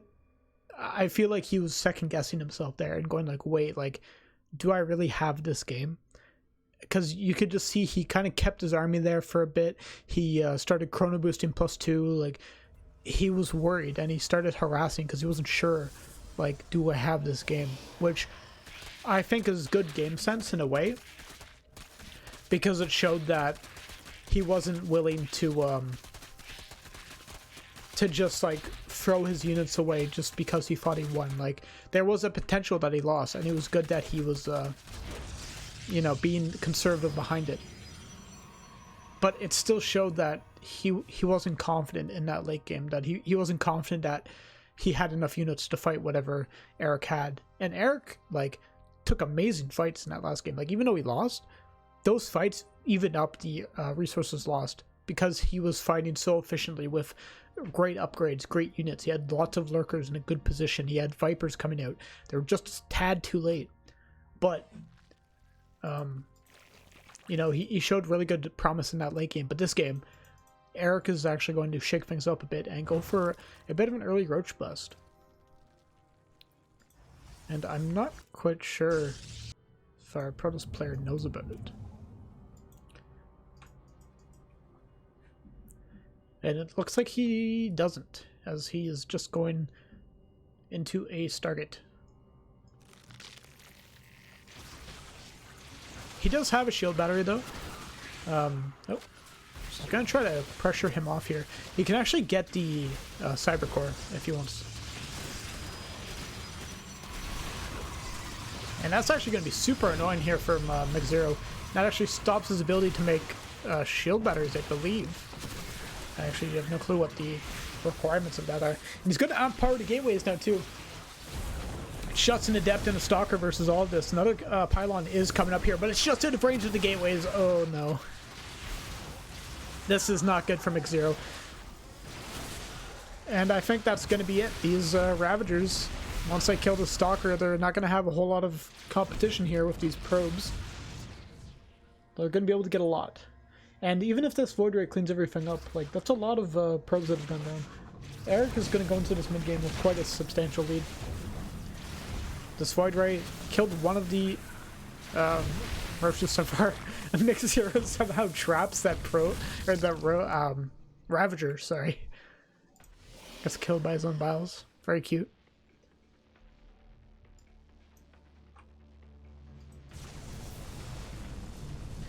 And he has a Void Ray now out. Really needs a pylon at this natural, as he can't produce any units. But I think this is very good news for Eric. Eric just needs a couple more Overlords, and he can just drone to his heart's content. He has a third base coming up. Things are looking good for Eric.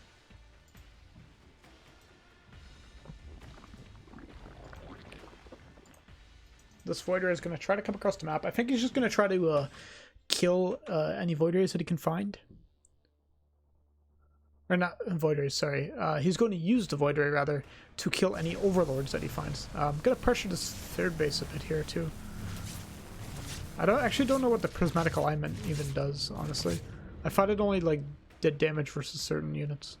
But I don't know. And he's going to do a third Void Ray as well. Like, I guess it looks cool and everything when you do the Prismatic Beam, or Alignment, or whatever. So he gets one of the Queens, which is nice, but I don't think it's worth trading the Void Ray for... Yeah, I don't think it's worth trading that Void Ray for that. It's kind of sloppy there from Mix-Zero. But, I mean, that's something. I don't know. How many... So he's getting out a third. Again, I'm not quite sure why he's getting this. Void Rays are way expensive. They're like 250, 150 or something. Like, they're not a cheap unit to make.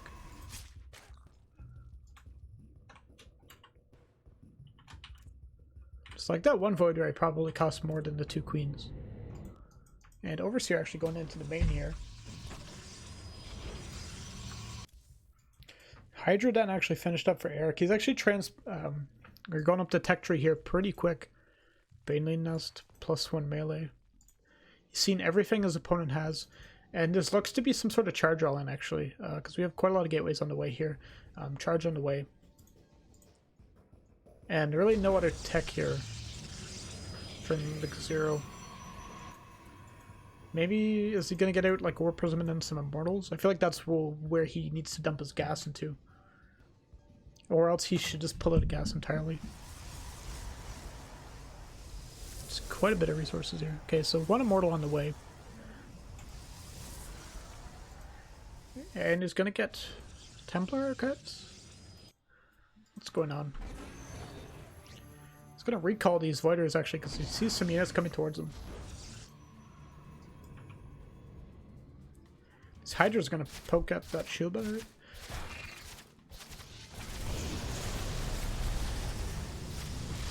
And I actually think Eric might just have enough to bust through here. Like, what can these units really do? Eric's... yeah, Big Zero's done. This is a extremely precise timing there from Eric. Following that up.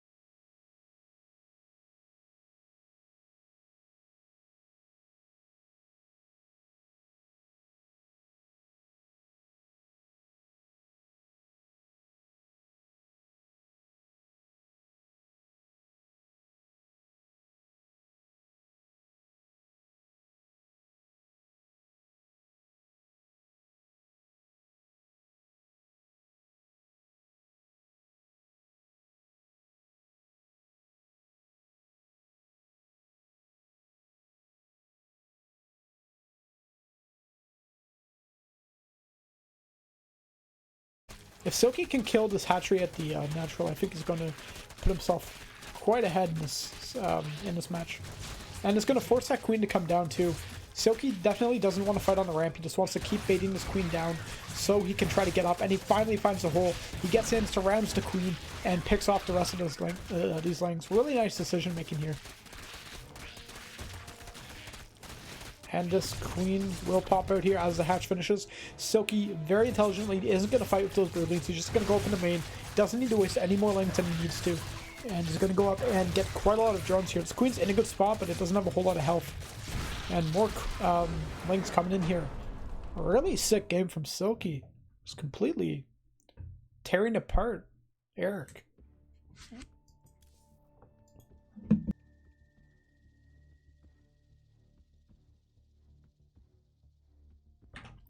I was expecting that to go a bit longer, but Silky really showing some insane like quick decision making there with those with the lings. Like that decision to just go into mass lings and counterattack versus Eric turned out to be an amazing call.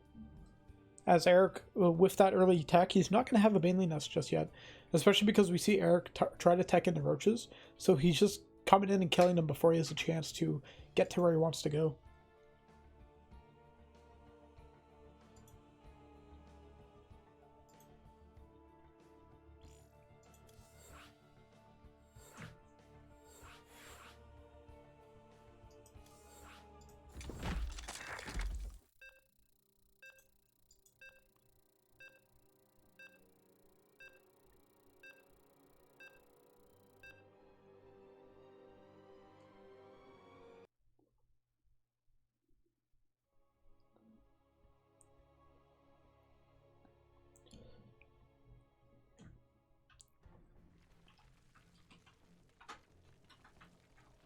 Alright, spun up here in the top left in the red is our third player for Black Knight Gaming.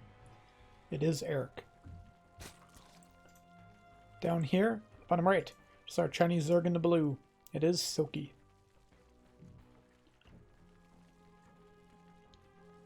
Silky with a very impressive first game in this series. It's a best of 5, so plenty of time for Eric to get his shit in order.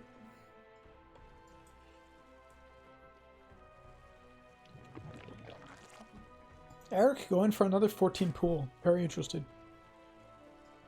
I mean, like, I guess this build isn't something that really requires an insane amount of commitment to it. It's just kind of as much as Eric wants to give.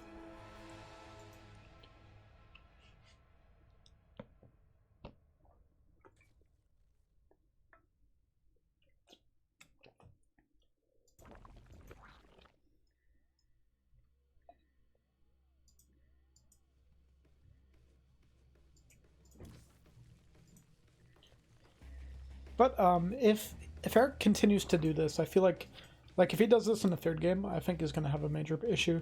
I think Silky is a player that seems to have, from what we've watched today, pretty good decision making overall. He seems to know how to deal with what's coming his way and how to deal with whatever aggression comes. From what I've heard, the Chinese server tends to have quite a lot of aggressive players on it, so I wouldn't be surprised if even the cheese of North America is not enough to contend with the cheese of China.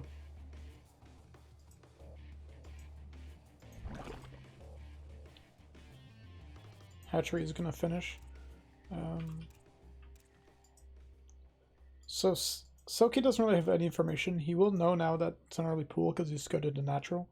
But it's... I guess it doesn't really matter. Like, his pool's just finished now. He can build links.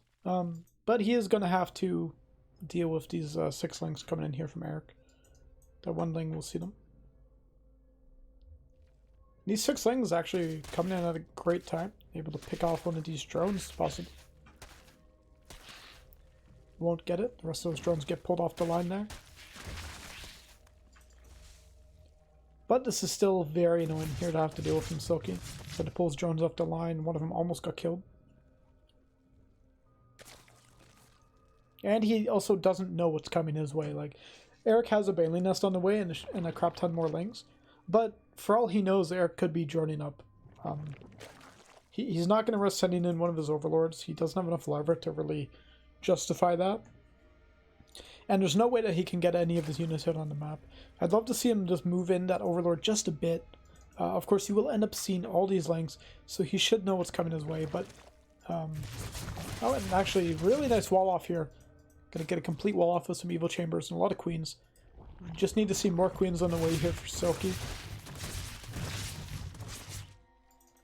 4 queens is good, but when your opponent's just going for like mass all-ins like this, you just basically need to keep making queens. I guess he has a Roach Warrior now, so he doesn't really need to continue.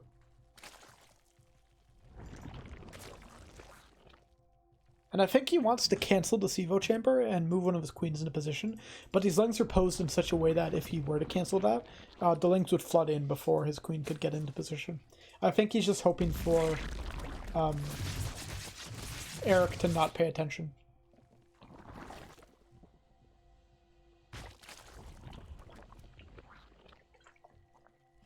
So now we do see Eric joining up and getting a Roach Warren of his own out.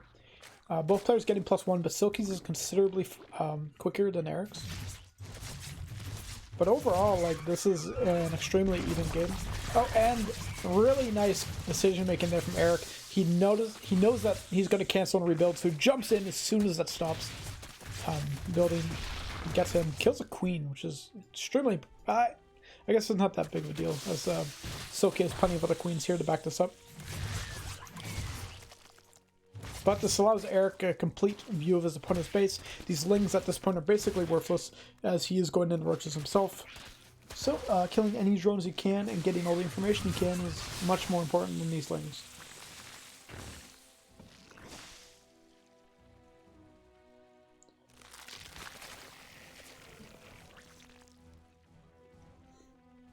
And I think this is just going to be a 2 base +1 attack from Silky here, as we haven't seen him building up that big of a drone count, and it also hasn't looked as if he wants to try to take a 3rd base.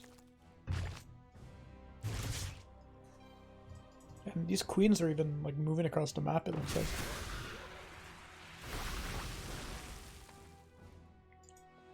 Picks off an overlord. He's going to send these Ravagers around to just pick off overlords where he can.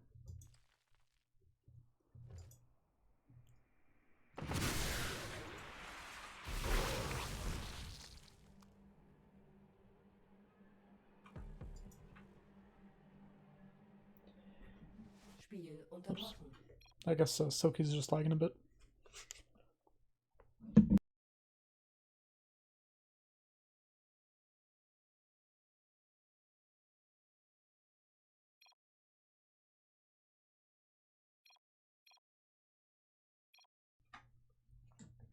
Spiel fortgesetzt.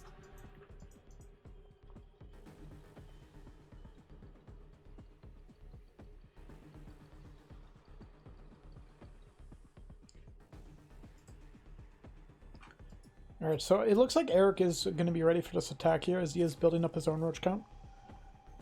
And now Eric is just... Oh, he's actually going to catch these queens out.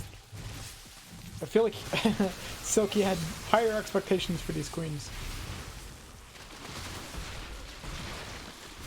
+1 for both players, so no one has an upgrade advantage here, but just a lot more roaches out here from Eric. I feel like he's going to hold this with ease. All these Ravagers getting completely demolished too. Not good trades for Silky at all.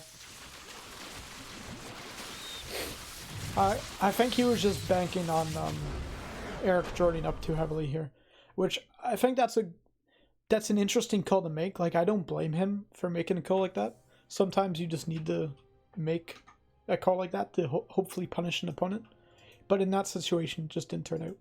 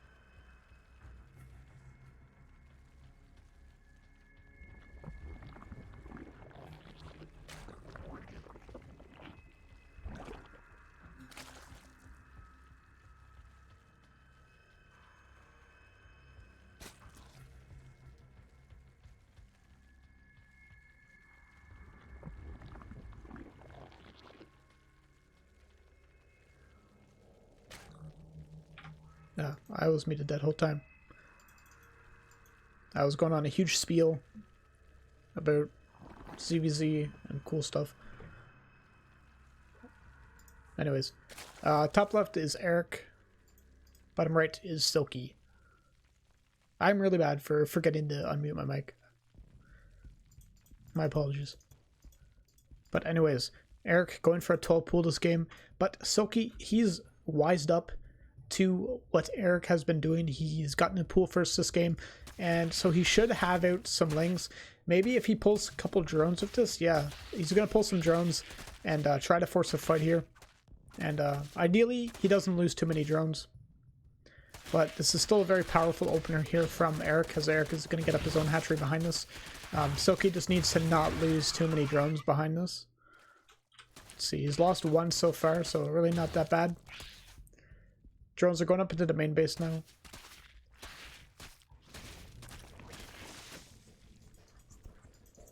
And Baleen Nest on the way here from Silky. Those lings actually took a really good fight down there. So we do have a queen on the way here. It's going to help out his buddies at the low ground. So this hatchery definitely will be saved, but he is very low, which is unfortunate here for Silky. Means any pressure later on is going to be so potentially deadly. And we actually see two spine crawlers here for Eric. I believe this might be in response to the Baleen Nest. But intelligently, actually, Silky just cancels that as he realizes that this was scouted. Any attack he might try to put on here is probably not going to work. But his opponent still has to react to that. So we do see Eric has built two spine crawlers. He's probably going to get some lings out. But Eric maybe will be savvy to the fact that his opponent doesn't have to commit to this. Like, he doesn't have to make banelings. In fact, he didn't even commit to the Baleen Nest. Eric even got the third spine crawler. So that's a very big investment. That's 300 minerals of spines. Silky lagging again, I guess.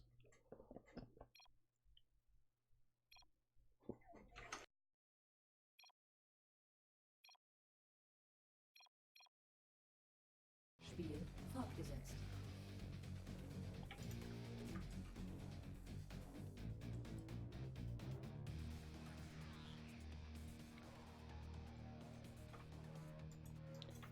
And Silky actually letting these lings get away here. Maybe due to the ping? I don't know. Alright, looks like they are on the way to find them now. Interestingly, Eric didn't get speed. Eric is just going to head straight into roaches, I believe. Does he have a roach one? No, he doesn't. Is Eric... Oh, Eric was gasless this whole time. I didn't even realize that. That's why he got the spine crawlers, because he was so fucked if any banelings were coming up that push. That actually might have been good for Silky to try to pull off. This is actually really bad news for Eric, potentially.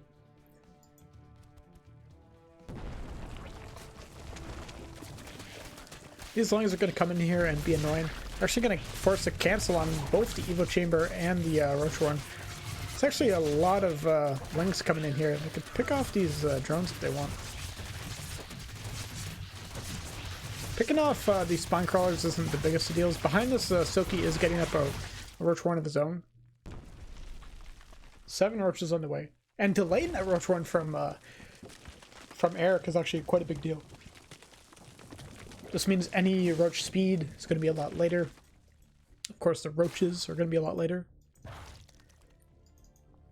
And if Silky decides to go for a roach attack off 2 bases like he did last game, this can work out pretty well. It looks like that's kind of what he's trying to do here. As a, not sure, he doesn't have +1 with this though, so he might just be trying to take control of the map here. He's killing quite a lot of overlords. Only 29 drones behind us. 3 overlords with those raptors is pretty good too. Supply blocking Silky for quite a while. And look at all these spine crawlers. Like, oh god, this is gonna be interesting. 4 queens, 5 spine crawlers versus a bit of roaches. I'd like to see Silky just like kill the Evo Chambers and the Roach Warren and leave, because I don't think there's any way he gets in there and comes out on top. That's just way too much spine crawlers. But he can cancel... Oh, is he going to try to come in here? A really nice transfuses there from Eric. A couple of these spine crawlers are going to go down. Two of them are super low, still pulling a lot of damage. He's going to pick up quite a lot of drones with this, but I mean, behind this, Silky doesn't have a lot of drones of his own, so he really needs to get a good trade here. Oh, behind us we actually have a Spire coming down from Eric. Definitely something that I think Eric needs in this game. He needs some way to come back. Now that he's lost so many drones. He's even going to lose this +1. Maybe that's calculated here. And that's why he is getting the Spire. He realizes he just can't. Like, there's no way he's going to fight the Roach War with it. A Roach Warren, of course. It's getting up even more spines. Behind us, Silky's still on 2 bases, but if Silky is still unaware of the Spire, that's going to be pretty bad news for him. And that's almost finished.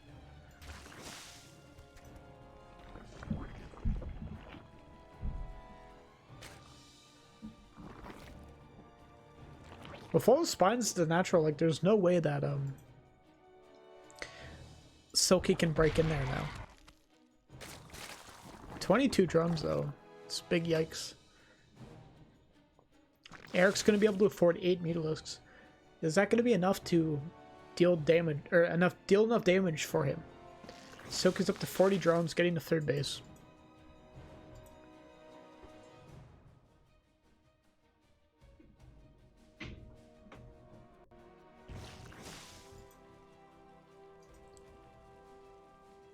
And Eric's getting link speed now for some fucking reason.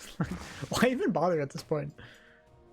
Maybe he just wants something to dump his minerals into? I don't know. I feel like he's... Oh my god, he's supply locked too. This is such a... Oh, Eric, build overlords, please, please! There we go.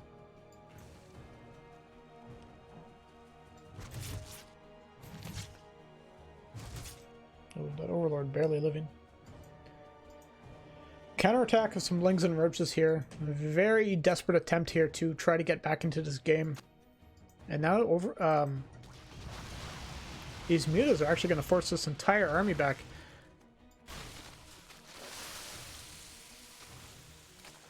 What does Silky have a lair?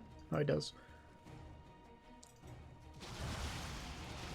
So Silky's going to try to get a lot of drone kills here. So Spore Crawler's finally going down. 5 drones down so far. Meanwhile, we have a big attack here over the natural here of Eric. But there's no drones binding here. Like, he really, like, doesn't even need this natural. He's basically off of 1 base at this point.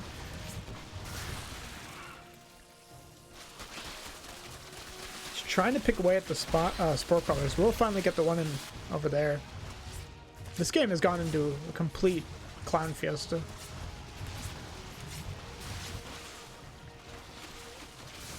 Rushes at the natural. This is going into... like, this is going to go into a base trade almost, but, like... There's just no way that Silky loses this because he holds in the main. And, Eric can't make anything to contest on the ground.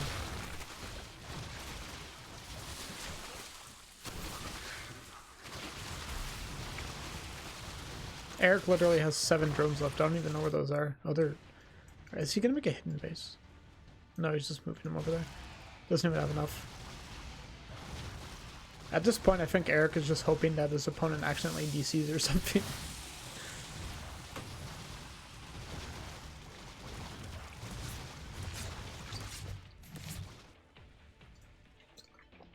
Silky making the right call, just making only queens at this point.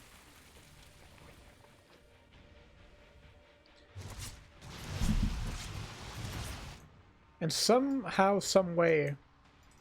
Oh my god, that's a lot of mutas, actually.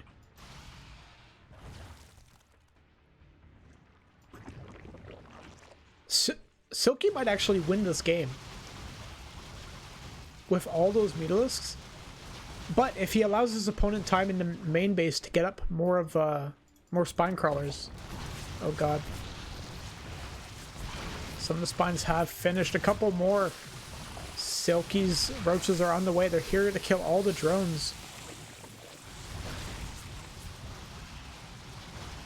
Silky just needs to hold on with some of these spine crawlers. Like, he just needs to start making as many of them as he can. I don't know about the queens at this point. Okay, he's gonna transfuse the spore crawlers. He's getting a couple of muta kills with it, and it's dwindling down to numbers, but... Oh god. This is such a close game, holy shit. Yeah, cancel that. Okay. Silky needs to cancel the queen there. Like, what? That's such a waste of money at that. If he can move that into the main, maybe that somehow becomes worth it. It's building another spore.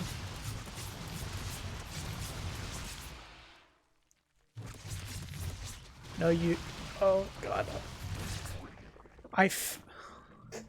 I want to say that Silky just barely holds this. Where is he getting another spore? Looks like they're all in the main. Oh god, that was such a risky move, repositioning.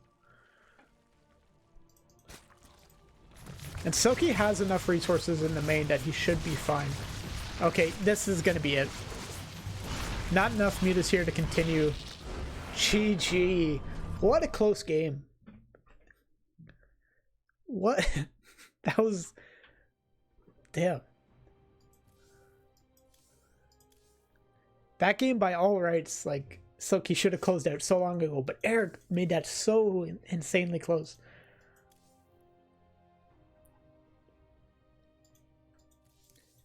Mutas, what a unit.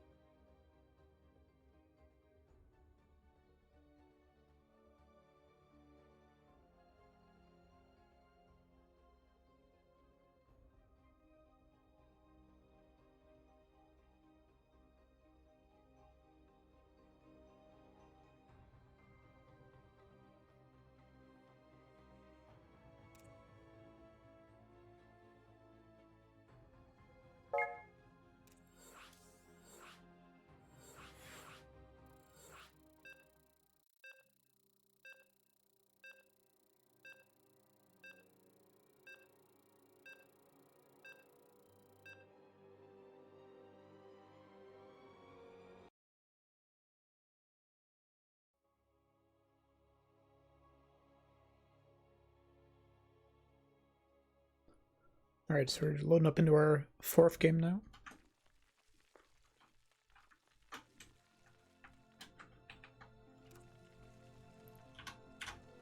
Oops. Okay. So, spinning up here in the top left, in the red, playing for Black Knights Gaming, it is Eric. And in the bottom right, in the blue, Sarzerg from China, it is Silky. They had an insanely close game last game. Like, way too close for comfort. It was one, like, at the score screen, Silky had like 15,000 score of resources mined, and Eric had like 10k, and the game was like to the wire. Like it was really, it was insane. I'm interested to see what Eric can bring out. He's going for a pool first again. Not a 12 pool this time though.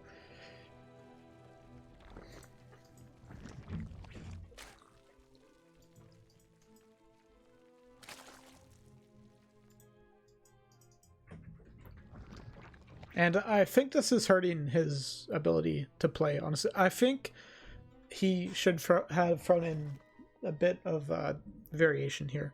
Like, I'm not liking the pull first constantly.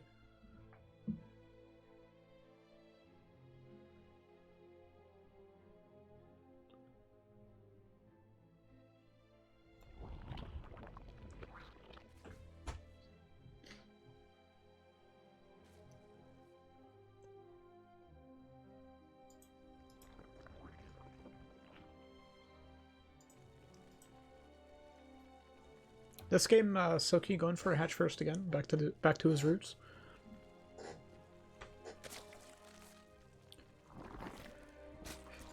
And you will see those Zerglings heading towards his base. But I mean, hatch first versus this is perfectly fine.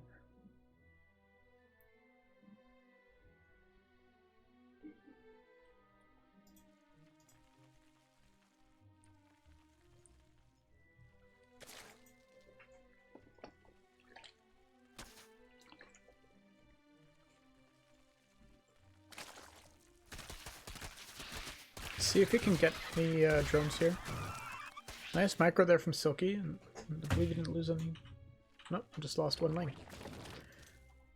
Really nicely done. Just pulling all the drones to help in for just a second. And it's just enough damage to force these lings back. Both players getting into Baneley Nest this time. This is something we don't actually see that often in ZVZ anymore. Like, people have just gotten good enough at holding Ling Bane aggression that we don't often see it anymore at a high level. So I'm interested to see if both these players decide to go for a bit of a Ling Bane war here. So they are both getting a Baneley Nest.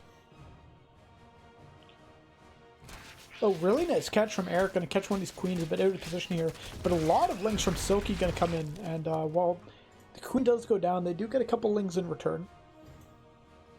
Silky's speed has finished now. He catches a couple of the lings of Eric out of position here. And he has a significant supply advantage. This is very similar to our first game. And I'm kind of worried for Eric here. This definitely could be a position that Silky can come in and dominate. It'll really have to come down to how well he can fight versus these Banelings. Really nicely done. Pulls away. Trades amazingly with those Banelings. Like, just split-second decision to split away there. Baneling's coming up the ramp here from Silky. I'm not sure where he's hoping to detonate them. Gets a couple off on the queens there. Taking a good fight with most of these lings, actually. Reinforcement lings are coming out here from Eric, though, so I think at the end of the day, this is going to be held. The queen will go down. And... wait, who lost the drones? On the other side of the map, I think Eric sent in some lings to kill some drones. I didn't catch that.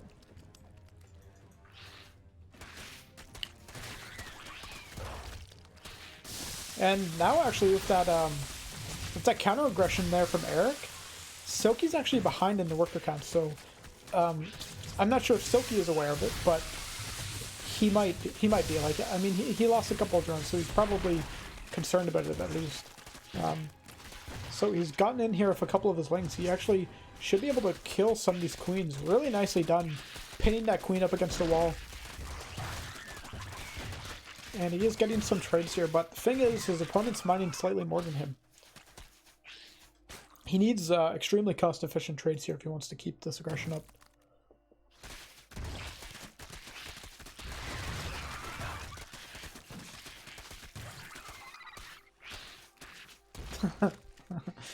Wow. This really incredible micro here coming out from Silky in these fights. But unfortunately, Eric has like pretty good micro of his own. Plus a better economy here, so...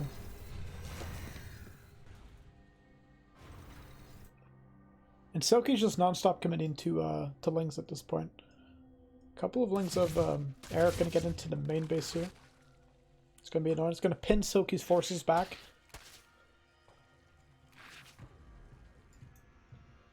Meanwhile, a couple of banelings here from Silky trying to make their way in. Can they get up this ramp in time? One baneling goes off. A lot of like really bad baneling connections there actually from Eric. And this queen getting pinned here too. A couple of these drones are actually going to go down here as well. No queen in the main. This baneling could actually do an insane amount of work. I don't know if... oh, unfortunately for Silky. Couple banelings here from Eric are going to come up here now. And I think actually this might be game over for Eric. I don't think he has enough here to deal with this. Unless these banelings get an amazing connect. It's actually going to pick off the baneling nest. So behind this, like this can just be non-stop link flood here from Silky. He has the numbers advantage. He can just continue to push it. As long as he deals with these banelings in a cost-efficient way. And that's going to be the last one there. Will it go down? Oh, just barely. Now Ling versus Ling. One queen here to back this up. And Silky's going to have his own banelings. Yeah, that's going to be it. GG. Wow. And Silky's going to take this series 3-1.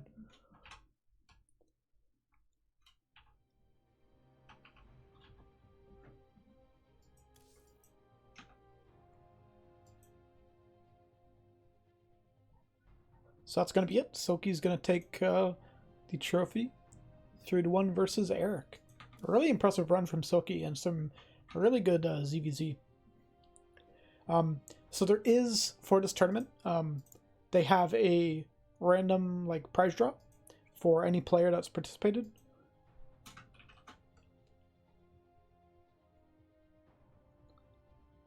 Just gotta make sure I got all my names down in it.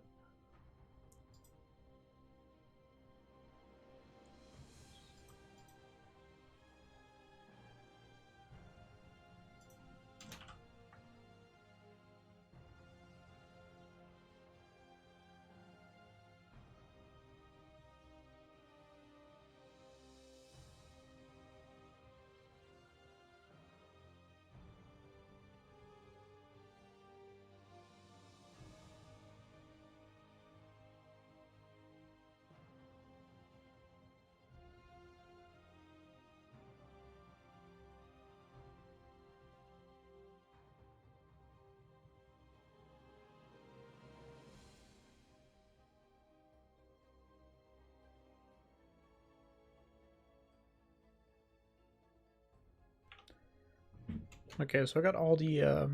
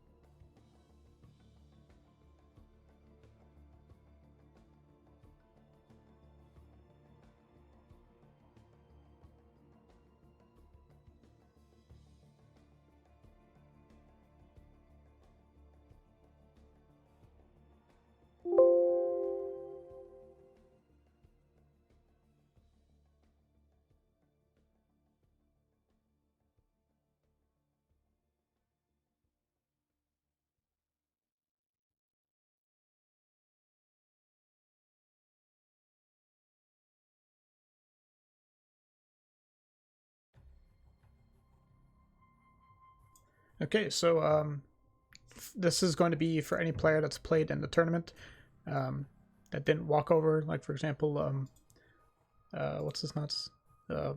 Skylar, because he got a walkover, he's not eligible. So I should have everyone here. We've got Marsman, Sinner Spy, Hiroko or Silky, Mohawk, Ars, Eric, Intuition, Sigafried, Truth, Razorblader, McZero, Lero, and Mo. Now let's pick a random name.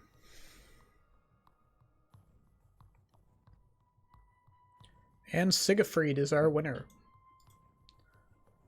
So he will get $10. I'll tell Eddie, and he will get that to him. Anyways, that's going to be it for us tonight. Thanks for tuning in, everyone. I appreciate it.